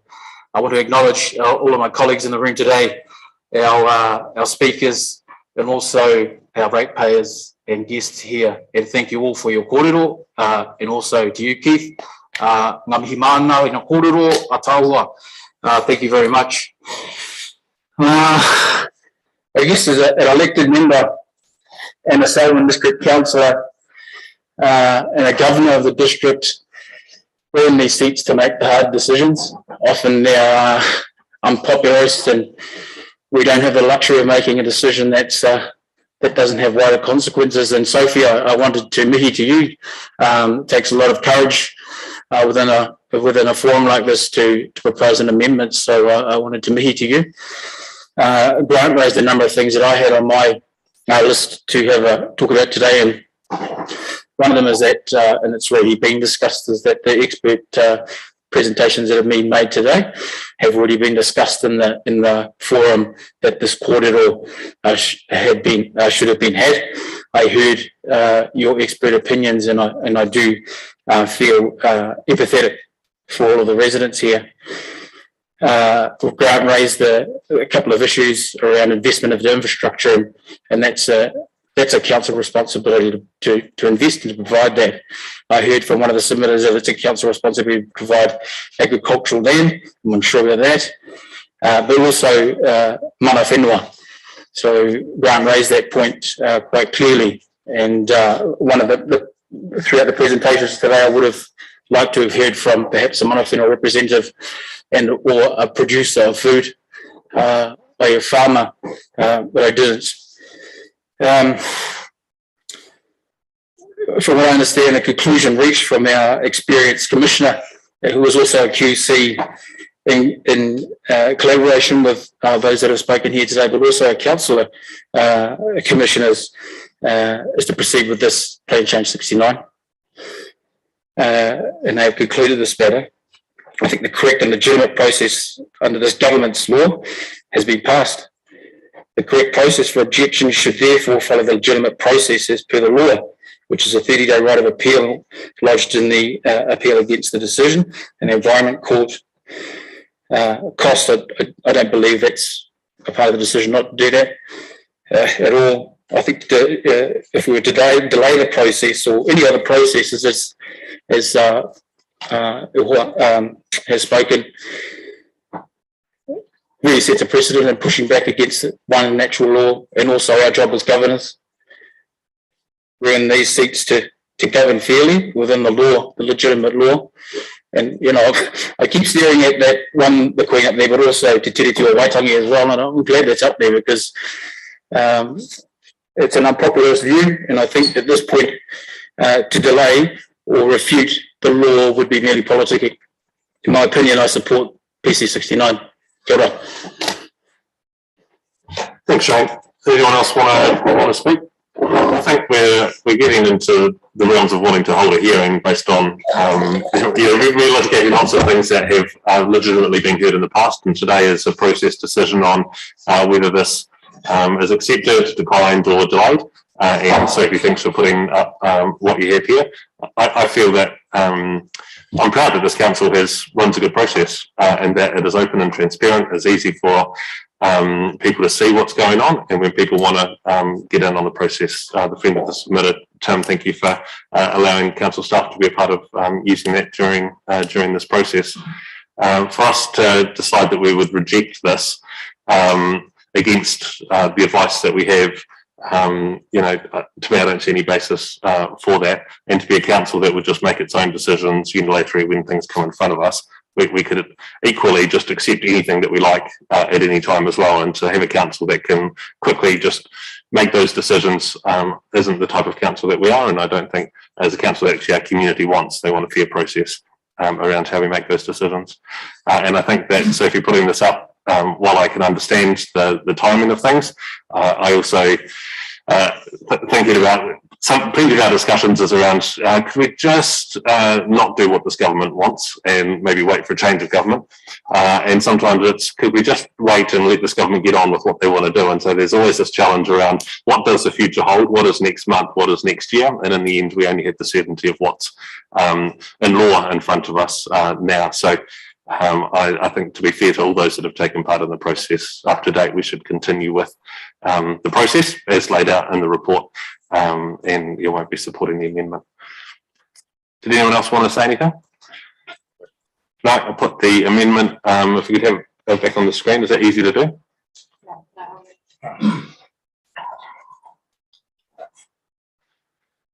So that we received the report that was as is in our paper already. 2, that we declined to make a decision, requesting instead that the recommendation lie on the table until the 28th September 2022, during which time it should be reviewed in light of the final version of the National Policy Statement on Highly Productive Land. And then the next point would be deleted. That's the end of that's the end of it. Okay, if this passes, that becomes the substantive motion. If it fails, we go back to where we were before. So all those in favour that we decline to make a decision today, please raise your hand. 1, 2, and Jeff, I can't see your hand, but if you were in favour of that, can you just let us know?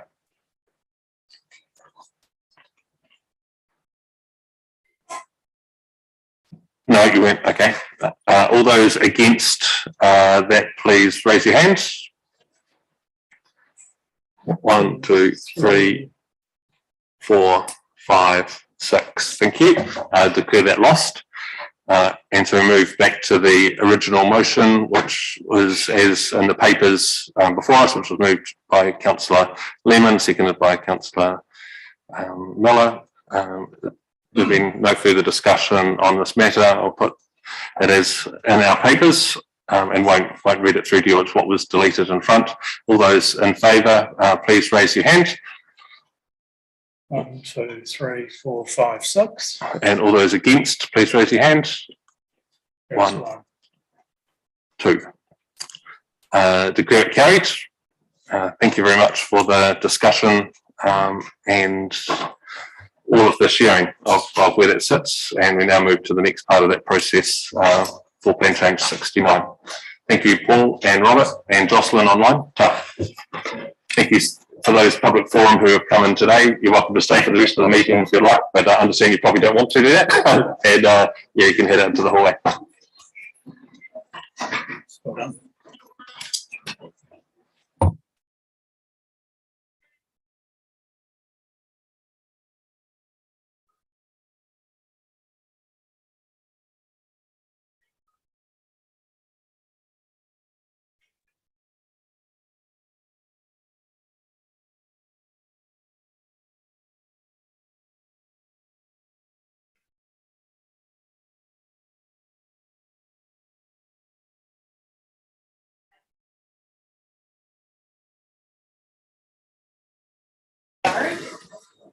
Malcolm is here. While Malcolm comes to the front of the room, I'll move my report be received. It's on page 13 of today's agenda. There's a couple of things in there, and we've given Phil Miller a shout out today for the great work that Phil's doing. So well done, Phil. I've already got his chocolate.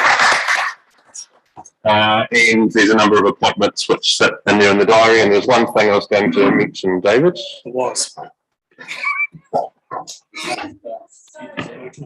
Yes. Yeah. And I can't remember what it was. So if I move that you receive my report, is there a seconder for that? Thank you, Mark. Is there any questions on my report? Thanks, Jeff, for the hand up. There being none, all those in favour say aye or raise your hand. Aye. Anyone against? Declare it carried. Thank you. And Malcolm, thanks for joining us. This is the district licensing report, and note the conflict that Deborah raised earlier. Malcolm, I hand the floor to you.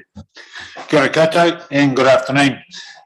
Just very quickly, we're continuing to see an increase in numbers and patrons coming back into our hotels and taverns. Confidence is returning, not happening overnight, but it's definitely happening. So that's good to see. And lastly, I've got a date locked in to a workshop with the councillors for our developing our policy for our local alcohol policy. So that's great. So that's moving forward, and I'll take my report as read and happy to answer any questions that you may have. Thank you for that. Councillor Miller. Good day, how are you going? On just your last page there, you talk about the Kiwi hotel being rebuilt and no licence being lodged. Would that be regarded as a brand new application, or there is an existing rights or use sort of application that assumed that will happen? No, existing rights will not apply. And in relation to the application, it's a brand new on licence application. Yep. Be required. Yep. Is the applicant, is the builder aware of that? Because there's substantial capital being put into building that building without, if he weren't to get a license, it could be detrimental to the business. Are they aware of that they are required to start from zero? Yeah, I understand the owner is well aware of what the process is and what will be required. Yeah. And that would be both off and on license potentially. That's correct. If they want an on and an off license, yeah, both will be new licenses. Thank you. The other question I had was around, do you see any trend in the number of applications for off licenses applications in our neighbourhood centres? It seems to be that it's an increasing number of our smaller neighbourhood centres are having applications for off licence premises. Is that a trend you see continuing? Yes, it is. It is a trend. We're not seeing big numbers, but we are seeing an increase. And it is a trend that I do see continuing. And that's not just a Selwyn trend, it's a national trend. Thank you. Mover and seconder that we received this report. Mark, thanks. Jeff, thank you. All those in favour say aye. Aye. Against? Up here it carries. Thanks, Malcolm. The next item is the Community Services and Facilities Update. It's on tab 9 or page 21 of today's agenda. And Denise, welcome to the front desk.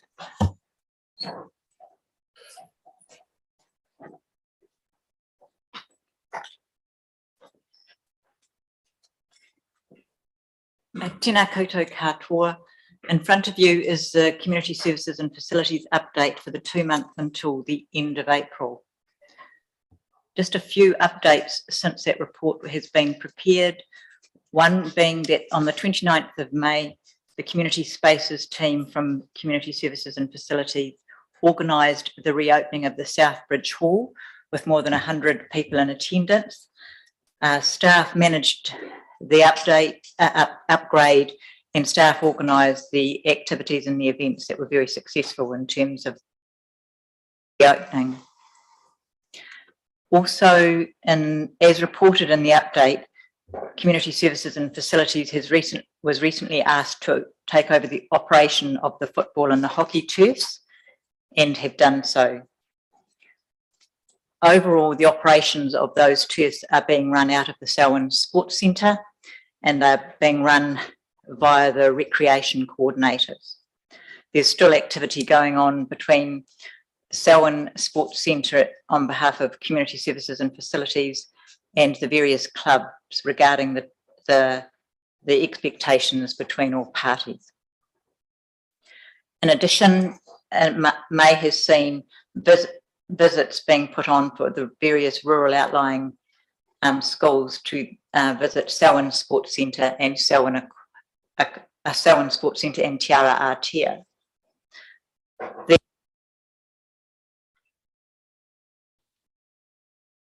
Invited to the opening, had there not been some COVID restraints on the opening of the Te Ara Aotea. And I think today there's a group with more than 90 students visiting both Te Ara Aotea and Selwyn Sports Centre, and that's being very well received. In terms of the report in front of you, just draw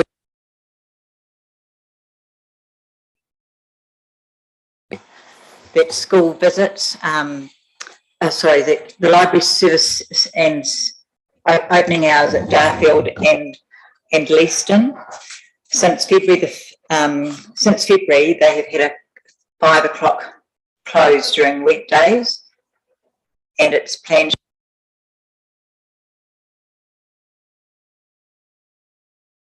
from the council staff point of view, that has had minimal customer impact and has allowed for a continuance of a virtually uninterrupted service, including extensive program delivery with a large amount of outreach, particularly in the Melbourne ward over that time.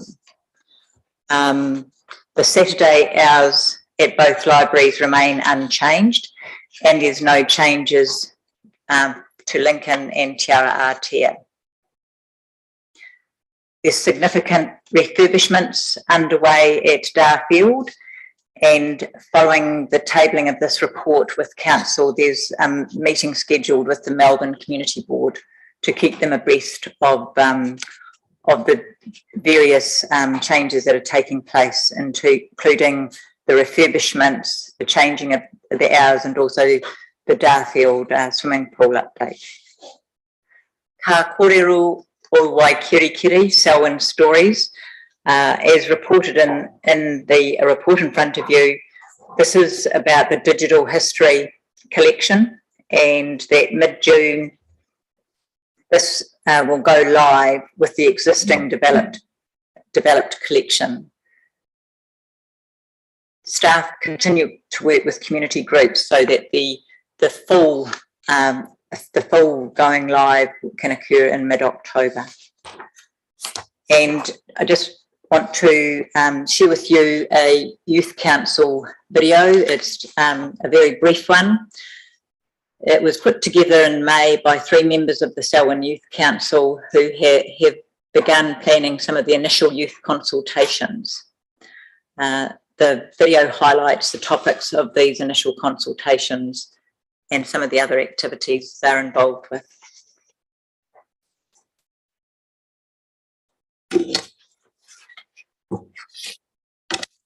I'm 16, and I'm from Williston, and I'm homeschooled. I'm 15, I'm high school. I'm Lindsay, I'm 15, I attend Williston College and from Williston. All 3 of us are from the Selwyn Youth Council. Recently, we've been planning to capture young people's thoughts and opinions on heritage, activating community spaces, and their way of events in Selwyn libraries. We will collect all this information in May. We'll do this through social media poll, asking groups of young people, attending events, and a survey. This will give us a better insight into what we want. We just finished a meeting with the Cancer Society around the smoke-free action plan. We're aiming to complete a submission in June and July, which will be presented in front of the split committee. Look forward to getting to know you. And hope to see you soon. That's the report, thank you. Great, thanks Denise for that. It was great to have the youth councillors present when we met with Smoke Free and thinking about what their submission might look like. Keen to think about the connection between our council and the youth council as well, and it's been pretty difficult during COVID in the last couple of years. There's been limited opportunity for that connection, so just keen to think about from the youth council's point of view, what would they for them to consider how they'd best like to work with us. And we've had councillors in the past that have been very involved in that, and welcome for that to be one-on-one thing, but there may be some other opportunities for some wider discussion as well, particularly as we're thinking about forming up towards the end of the year what our draft annual plan looks like for 2023. Murray. Yeah, kia ora, Denise. Just feedback, I guess. I'm not sure that Shane agrees with me. He may have had different contact, but I've heard nothing about those changing hours, at least in detrimental sense. So, yeah, Shane may have heard something, but I certainly haven't. So, thank you. Thanks, Murray. Thank you. I just want to touch on 6.2, the Hapai card, is to you rolled it out to our facilities, and what will work with our facilities in terms of somebody has a card, how will it work in terms of interactions with our facilities? What does it add to what we're already doing? I mean, that could be subject to a later briefing if you're going to bring it back to us later. Yeah, we can definitely do that. I know that staff have been at all the facilities have had training, and there's also an educational component that goes with those recipients of a Hapai card knowing what they are entitled to when they come into a facility. But if we can definitely include a presentation at the next council. Yeah, I think it would be really helpful for us, because the better we understand it, the better we can talk about it in our communities. So, and help publicise the card. I had to do a little bit of Googling to find out what it was and a little bit more about it. So I think it would be helpful. Thank you. Sort of a different vein, I was really pleased to see the Skiing Jump, a great initiative of the Digital Equity Alliance. I wasn't aware of that, which is, I suppose, a black mark for me, but if I don't know about it, I guess there's a huge chunk of the community that doesn't need as well. So maybe we need to blow our trumpet a bit more on that one, because it's certainly a great initiative, and I think it's really good. Thank you for that. Page 24, just a little bit of, you got 4.4 saying property group projections regarding the hockey and football turfs of costs and demands have been exceeded. Does that just mean the cost and usage has been higher, basically because it's been used more than expected, or are we seeing a bit of a cost blow other than we expected? Certainly the closure of the turfs in North Canterbury has had a significant impact in terms of the usage. I guess also some of the initial conversations that took place between property and the clubs were not concluded appropriately, and they have been handed. Those conversations have come across now to the Community Services and Facilities Group to move forward, and it would be fair to say that there's conversations to occur in terms of what the expectations are in terms of the club contribution versus the expectation that council has in terms of what it will deliver. But the greatest impact has been around the closure of the turf at Rangiora and the demand that has seen go up here. So, in a nutshell, teething more than anything else. Yeah. Kia ora, Denise, and to your team, and Nikki as well. And sorry, I didn't get your name up there. Kia ora, Stevie. In the vein of blowing a trumpet, I just want to say thank you very much for the opening of the Southbridge Hall. It was an amazing event, and hopefully something that can be replicated all around our wee halls. And I think, as I mentioned yesterday, it's a great opportunity to bring in volunteerism. And as we saw, well, in my family saw, a great number of people turned out. I think there might have been 40 or 50 when I got there, but also the opening of the hall, the appreciation of that heritage within it, and the reflection of the names. They had Jump Jam and they had the Jumpy Castle up, and it was just a great connection for community, and it was a fantastic community vibe. It's something that I think should be replicated around the district in all of the wee halls. So I would like to thank you all very much for putting that together. Thank you. Thanks, Shane. Bob and Jeff, was there anything you wanted to add or say? No. Denise, lastly, just on the events that have been run in our facilities, there's been really good demand and with things selling out really quickly. And so just congratulations for doing things that engage our community and stuff that's of interest to them, which I think is really cool, and doing that all around our district. And I particularly think of the what was it, third place astrophotography shot that was taken at Kuratawhiri, Castle Hill, and then not long after that we were running, council was hosting astrophotography classes at Castle Hill. I just think those connections are really important for our community, so thank you. Bob, did you have something to say? No, thanks. Okay. Mover and seconder for this report. Shane, thank you. Bob, thank you. All those in favour say aye or raise your hand. Anyone against? Declare it carried. Thank you. The next item is water services update. It's tab 7 on page 41 of today's agenda. Murray, welcome along to the meeting. Thank you. All right, kia ora. Good afternoon, everybody. So on the public agenda, the report starts on page 41, and I'll take it largely as read. Just a couple of verbal updates I'd like to make. On page 42 of the public agenda, Three Waters Reform, the Water Services Entities Bill has now been introduced to Parliament. That was on the 2nd of June, and it will move to a full select committee with public consultation expected as part of that process. In terms of the One Water strategy, our bus tour was postponed. However, we are looking at the 4th of July as an alternative date for that, which we're looking forward to. The other update was on page 44, Town Mushu Flooding. So just to confirm that the sea culverts have been cleared, that's the culverts that drain land drainage out to the ocean, have been cleared, and the drainage has been restored. So still obviously a lot of clean-up work to be done, but the council's land drainage function has been restored. So that's pretty much it for those little updates, but I'm happy to take questions on the report. I know there's two recommendations in there. One is just a general to accept the report, and the second is regarding the water race hearing being deferred. Thank you. The first question is around the Three Waters piece and thinking about what our council submission or how we formulate our council submission into that process. Have you given that any thought, and what was the process that you saw us leading in that space? Yeah, so start keeping a pretty active eye on what's going on. So perhaps next stage will be a briefing paper and continue the conversation on that way. But it's something that we want to get involved in, and we'll be bringing some sort of submission to council for adoption prior to submitting. Right, we definitely want to continue to be involved and have a submission, so let's make sure that's scheduled in. Cool. Murray. Yeah, thanks, Harry. Welcome along. It's just, you've mentioned already Mushu Flooding, and I don't know whether you've had your interview yet with, or whether you're about to have an interview on it. I had contact this morning from Radio New Zealand and passed that back through to staff for obvious reasons. I guess just it's more an information back to you rather than the other way around, is the commentary I had to when I was contacted by the chair of that committee was to make the most of the opportunity to be part of our data global group.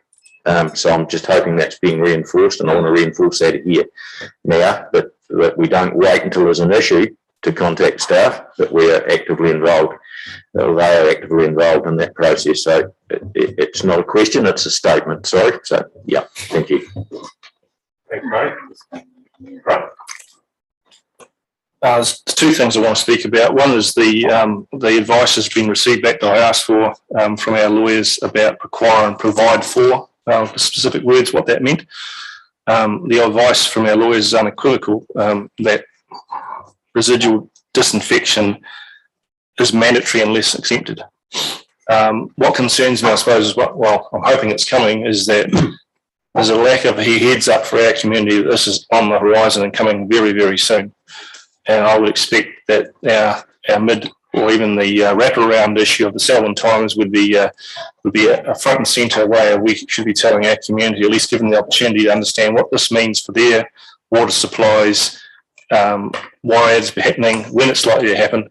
The communication is just not happening urgently enough for me. I referenced the Southbridge and Taitapu decisions, which came out of left field for our communities. We're starting to head down the same path, so I would really urge urgency on that communication strategy. Page 46, the stock water closure deferral or possible deferral really concerns me that although we want to be enabling as a council, sometimes we're being too enabling. You've got someone who's come way after the end of a submission period, not just a little bit, but significantly 2 months after, and changed their mind, we are here now asking us to take note of a very, very late change of mind. I'm not sure that's an ethical thing for us to do, to keep accepting these late changes of mind when there's been a due process gone through, people have acted in good faith, and then there's a last minute out of process. And I think, we've just gone through a very exhaustive plan change 69 where we follow policy and procedure. But here we are sort of saying, well, don't worry, chaps, we'll just bend the rules and do something different. And I think there is a process for this person to go through the hearing process and have their say then. But I'm not sure that us deferring the process is the right and correct thing to do. And I think we just need to remind ourselves of our process sometimes, because this seems to me to be outside the process. So I think those two things are in mind. Thank you. Thanks, Scott. On that second piece, I agree. It feels very much like the 80% threshold was reached, and the process was happened, and a late change, if this was to happen, and a resource consent down and down this end of the building, the process actually is the process and would remain at the front of that decision making. So I'm pretty uncomfortable thinking that just because someone late has changed their minds that we would change ours through that. So interested to hear what other councillors feel on that particular point too. It's point B of today's recommendation. Sophie. Yeah, kia ora, Ray. How you doing? So I got a couple of questions. One of them is noting the flooding around Tamutu and the request for council to push back and reform sand dunes, which obviously isn't really under our remit, but it's one of those fuzzy areas that we haven't really had to deal a great deal recently, I guess. And I'm just thinking, we've got the whole One Water strategy and everything coming through, and in terms of that, there's been the flooding in Springfield last year, and now there's the storm surges coming in off the sea. I guess, is there any plan maybe in the next triennium to start doing something like what Huronui have been doing with their coastal conversations around what happens with sea level rise and storm surges, and their inland flooding as well? And Christchurch have been doing a lot on their coastal hazards working group, but their context is quite different, but the Huronui one is relatively applicable to us. And the other question is, looking at the table, which I know you've mentioned, is the risk assessment for our water supplies is now kind of at the end of its life because of legislation that's coming in. But I've got to note that Rolleston's water is getting worse. Is there a reason for it? Can we do anything about it? And at what point do we start being a bit upfront about the fact that we're probably going to have to chlorinate Rolleston? I think I'll answer the question about why it's coming to its end of its useful life first. And it's simply that there's a different approach taken. So this rightly so at the time was a risk-based approach, and it took things into account like population, which is the reason why Rolleston's increasing in the risk profile, number of schools, retirement villages, all those sort of vulnerable type people. Whereas the approach that Taumata are taking now is that actually it doesn't matter who gets sick or how many people get sick, no one shall get sick. And so a lot of the basis for this risk assessment is no longer valid. The risk assessment is really useful for us looking at the lowest risk schemes and applying for our exemptions, and hopefully by the end of this month we'll have our first exemption in, which will be for Rakai Huts is the first scheme we're doing, followed closely by the ones at the bottom of that list. So we are actively working with staff to do that, but that's the reason why that's no longer valid. Some of the things like secure wellheads, that was a thing of the previous time, whereas secure groundwater is no longer considered a thing. And so some of those parts of the risk assessment, we have to then sort of boost up the risk ratings, which is another reason why Robertson's gone up. Thank you. Look, I'd like to just make comment in general, right, with regards to the proposal for the stockwater closure.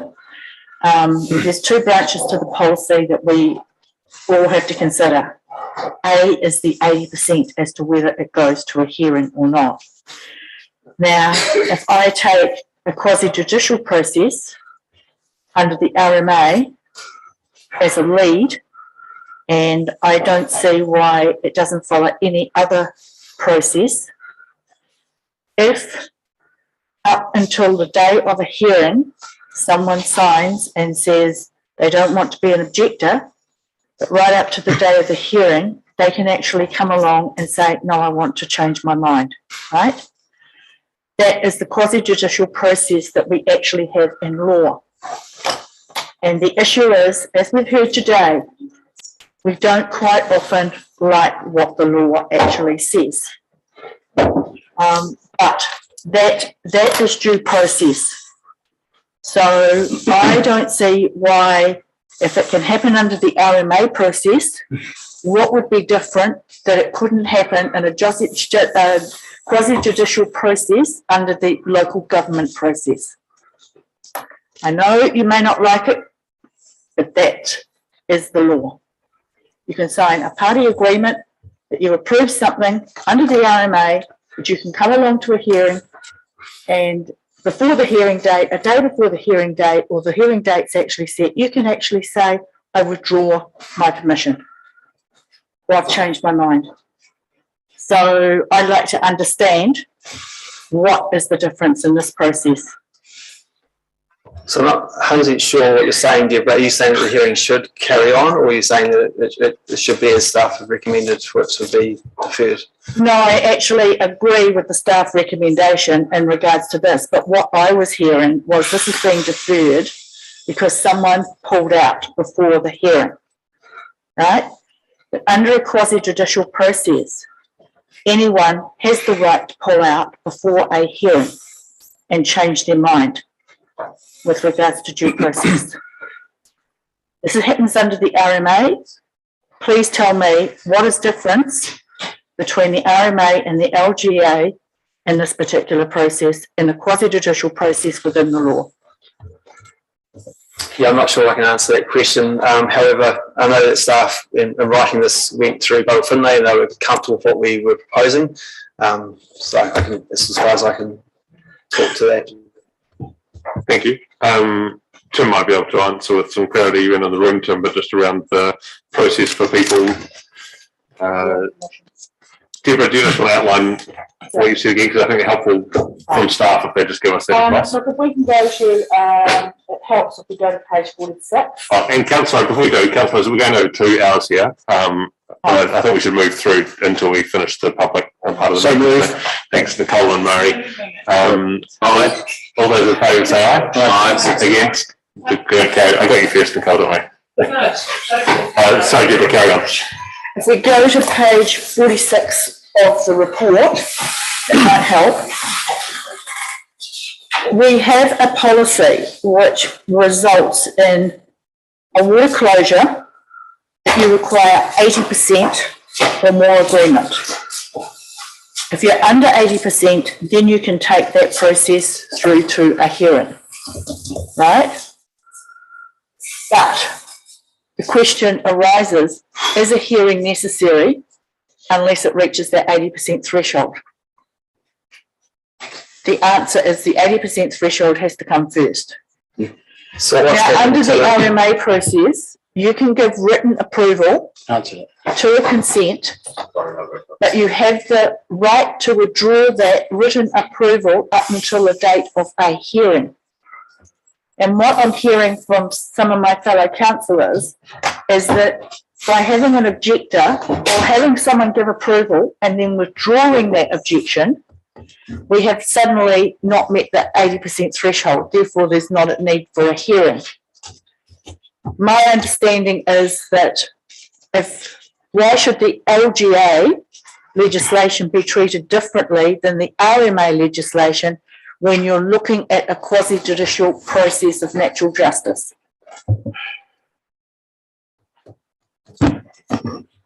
For the draft, what I can understand, though, I'm not. Very complicated. You know, that's right. I mean, the RMA specifically provides that ability for affected party people to withdraw their consent. The LGA is a different animal at all. So I, for that reason, and without being able to go into great detail, I'd suggest that they're two different scenarios, and you just need to take it on face value and then look at the provisions of the Local Government Act, which are quite different from the RMA. So what I'm saying is I don't think you should necessarily transfer the RMA how you deal with that process to an LGA. So that would be my initial observations without going into any detail. Okay, thank you. Thanks, Tom. Bob, and then Mark and Shane. It was actually on the water races, was before Deborah was going to speak, but I was just wondering how we were getting on with the same sort of situation we've already had with Isaacs. Have we heard back on their wanted closure of water race? And with this one that's in our agenda, I believe the person that actually, the reason for this change was this person had just bought the property and was advised by somebody that the water race was not needed by anyone, and it was only subsequently after that she found that there were people needed for stock. So that, as I understand, is the reason for it. And I would have thought that if you had a hearing committee, the first thing on the day would be, does it meet 80% on the day? If it doesn't, well, then I don't think it goes any further, but that's my opinion. Mark. Thank you. Just for further clarification on the issue that Councillor McInnes raised, is there an actual risk with Rollston's water supply, or is it simply the criteria has changed, which has changed their grading to its priority with respect to chlorination? There isn't an actual issue with the quality of the water. People need not be concerned that what comes out of their tap today is worse than it used to be. Correct, the quality of the water hasn't changed. Thank you. I just wanted that assurance. I thought it was a good question from Councillor McInnes, but I wanted to assure our community that there wasn't an issue with our Rollston water supply, because that would have been, as your rating shows, significant if there was. I just wondered if there had been an outcome to the ECAN conversation around the Tamutu flooding and the restoration of the sand dunes. The report notes on the top of page 46 that you were going to have a conversation with ECAN, and just some more clarification there. Whose responsibility actually is to reform the sand dunes? Is it ECAN's? Is it the neighbouring landowners? Is it the environments? Who actually does the work if the work is to be done? I'm not sure I can answer that question, but I think in order of priority, we would be the least on that list. Well, have you had a conversation with ECAN yet, or they're on the list of things to do? Yeah, so I know that Dan and Murray Washington have been, so I'm not privy to what the outcome was, but yes, I don't believe any further actions happened there from ECAN. Thank you, Sam. Kia ora, Murray, thanks very much for your report. Much in the same vein as what Councillor Miller was asking for around an update on communications from community regarding chlorination. And I think you already mentioned when you should hear back about your first exemptions in about a month's time. The question is, what are you hearing back from the community lately? Are they satisfied with the communication that's coming out? Ultimately, it will be implemented around November. Page, I don't know what it was, oral health down the bottom here, page maybe 46 or something like that. It's just lost it. Oral health. I'm guessing that's referring to fluoridisation at some point in time, and I'm just hoping that communication back to the residents will follow the same vein, or perhaps templated through the chlorination process that we're currently going through. The late submitter, yeah, we've done that one to death, but I'm just thinking about adverse effects perhaps to stock. The flooding, how much of the 250 hectares of land that was inundated is farmland? And I guess, as ratepayers, what sort of responsibility do we have to those particular farmers? And what sort of plan would be in place long term with our other, say, partners around support or obviously climate change? And just fifthly, There's been some recent comments from Taumata Bill Both around some confusion around the Water Regulatory Authority and Three Waters, and it was just around the smaller 70,000 smaller rural supplies, thinking that they were part of the Three Waters reform, and he had to clarify that it actually will be part of a Water Regulatory Authority, but you won't be. Are you hearing any sort of feedback from our public at all around confusion over that? I'd say not, but just a question. Yes, there's a few comments there. Just in terms of communication on chlorination, so our staff are working with the communications team to carry on those regular updates to the communities of what's going on. And to reiterate, this is temporary chlorination, so no decisions being made to permanently chlorinate those supplies. And work's underway for all three schemes about to try and reverse that temporary chlorination. So staff are taking that quite seriously to remove that barrier. In terms of those private 70,000 schemes, we haven't heard too much from the community about that, but they are right, it's not part of the water reform. They won't be those assets don't get transferred through to the new entities. That said, they may find that with new regulation as it slowly comes into force for them, they may find it hard to meet those requirements, and there may be a request for either the council or the new entities to take on those assets and manage those on their behalf. I think I don't quite answer all of Sophie's questions either, Councillor Sophie. One was about climate change and what we're doing about retreat and managing that coastal hazard. So from, I suppose, the infrastructure side of things, we do carry out on a 3-yearly basis a climate change, climatic cycles and trends report. And so we'll be looking at that, even just land movement. There's some recent work coming out about that. There's some parts going down and some parts going up, and that's going to affect it. I suppose in terms of that whole planning side of thing, that's probably more sort of Tim's and the district plan type work as opposed to an infrastructure type thing. So we have infrastructure we maintain, open channels, land drainage, culverts, which we'll keep clear and keep on maintaining, taking into account climate change. But beyond that, it's not something that we're involved in. Thank you. So mover and seconder for what's in the report. Sophie and Nicole, thank you. All those in favour, please say aye. Aye. Against? That carries. Thank you, Murray. That moves us to, we've done pension 69, register of signed and sealed documents, which is on page 242 of today's agenda. Mover and seconder, thank you, Jenny and Deborah. Any discussion? All those in favour say aye. Aye. Raise your hand. Thank you. Against? Declare it carries. Matters raised in public forum were all dealt with during the public forum.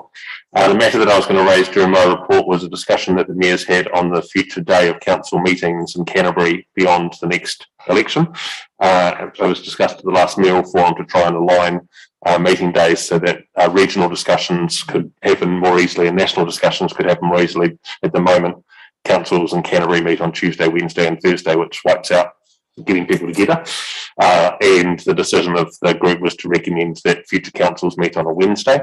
And the discussion had started on a few different days, and in the end it's only a recommendation to new councils. They'll make their own decision based on what suits the members at the incoming time, and as will we. But just so you know, that was the discussion that sat there. Thursday had started off as the preferred day, but with a lot of regional and LG and Z things happening on Thursday, Friday, it just made sense to pull back to Wednesday. Grant. The public forum, there was a request that we, as a formal response to the letter they had submitted to council, that'll be part of the public forum response by yourself and the CEO? Yes, okay, we'll do that. Thank you. So moving to public excluded, moving second, and Nicole, thank you. Jenny, thank you. All those in favour say aye or raise your hands. Against, declare it carried. And let's adjourn the meeting for 15 minutes and begin again at 3:30.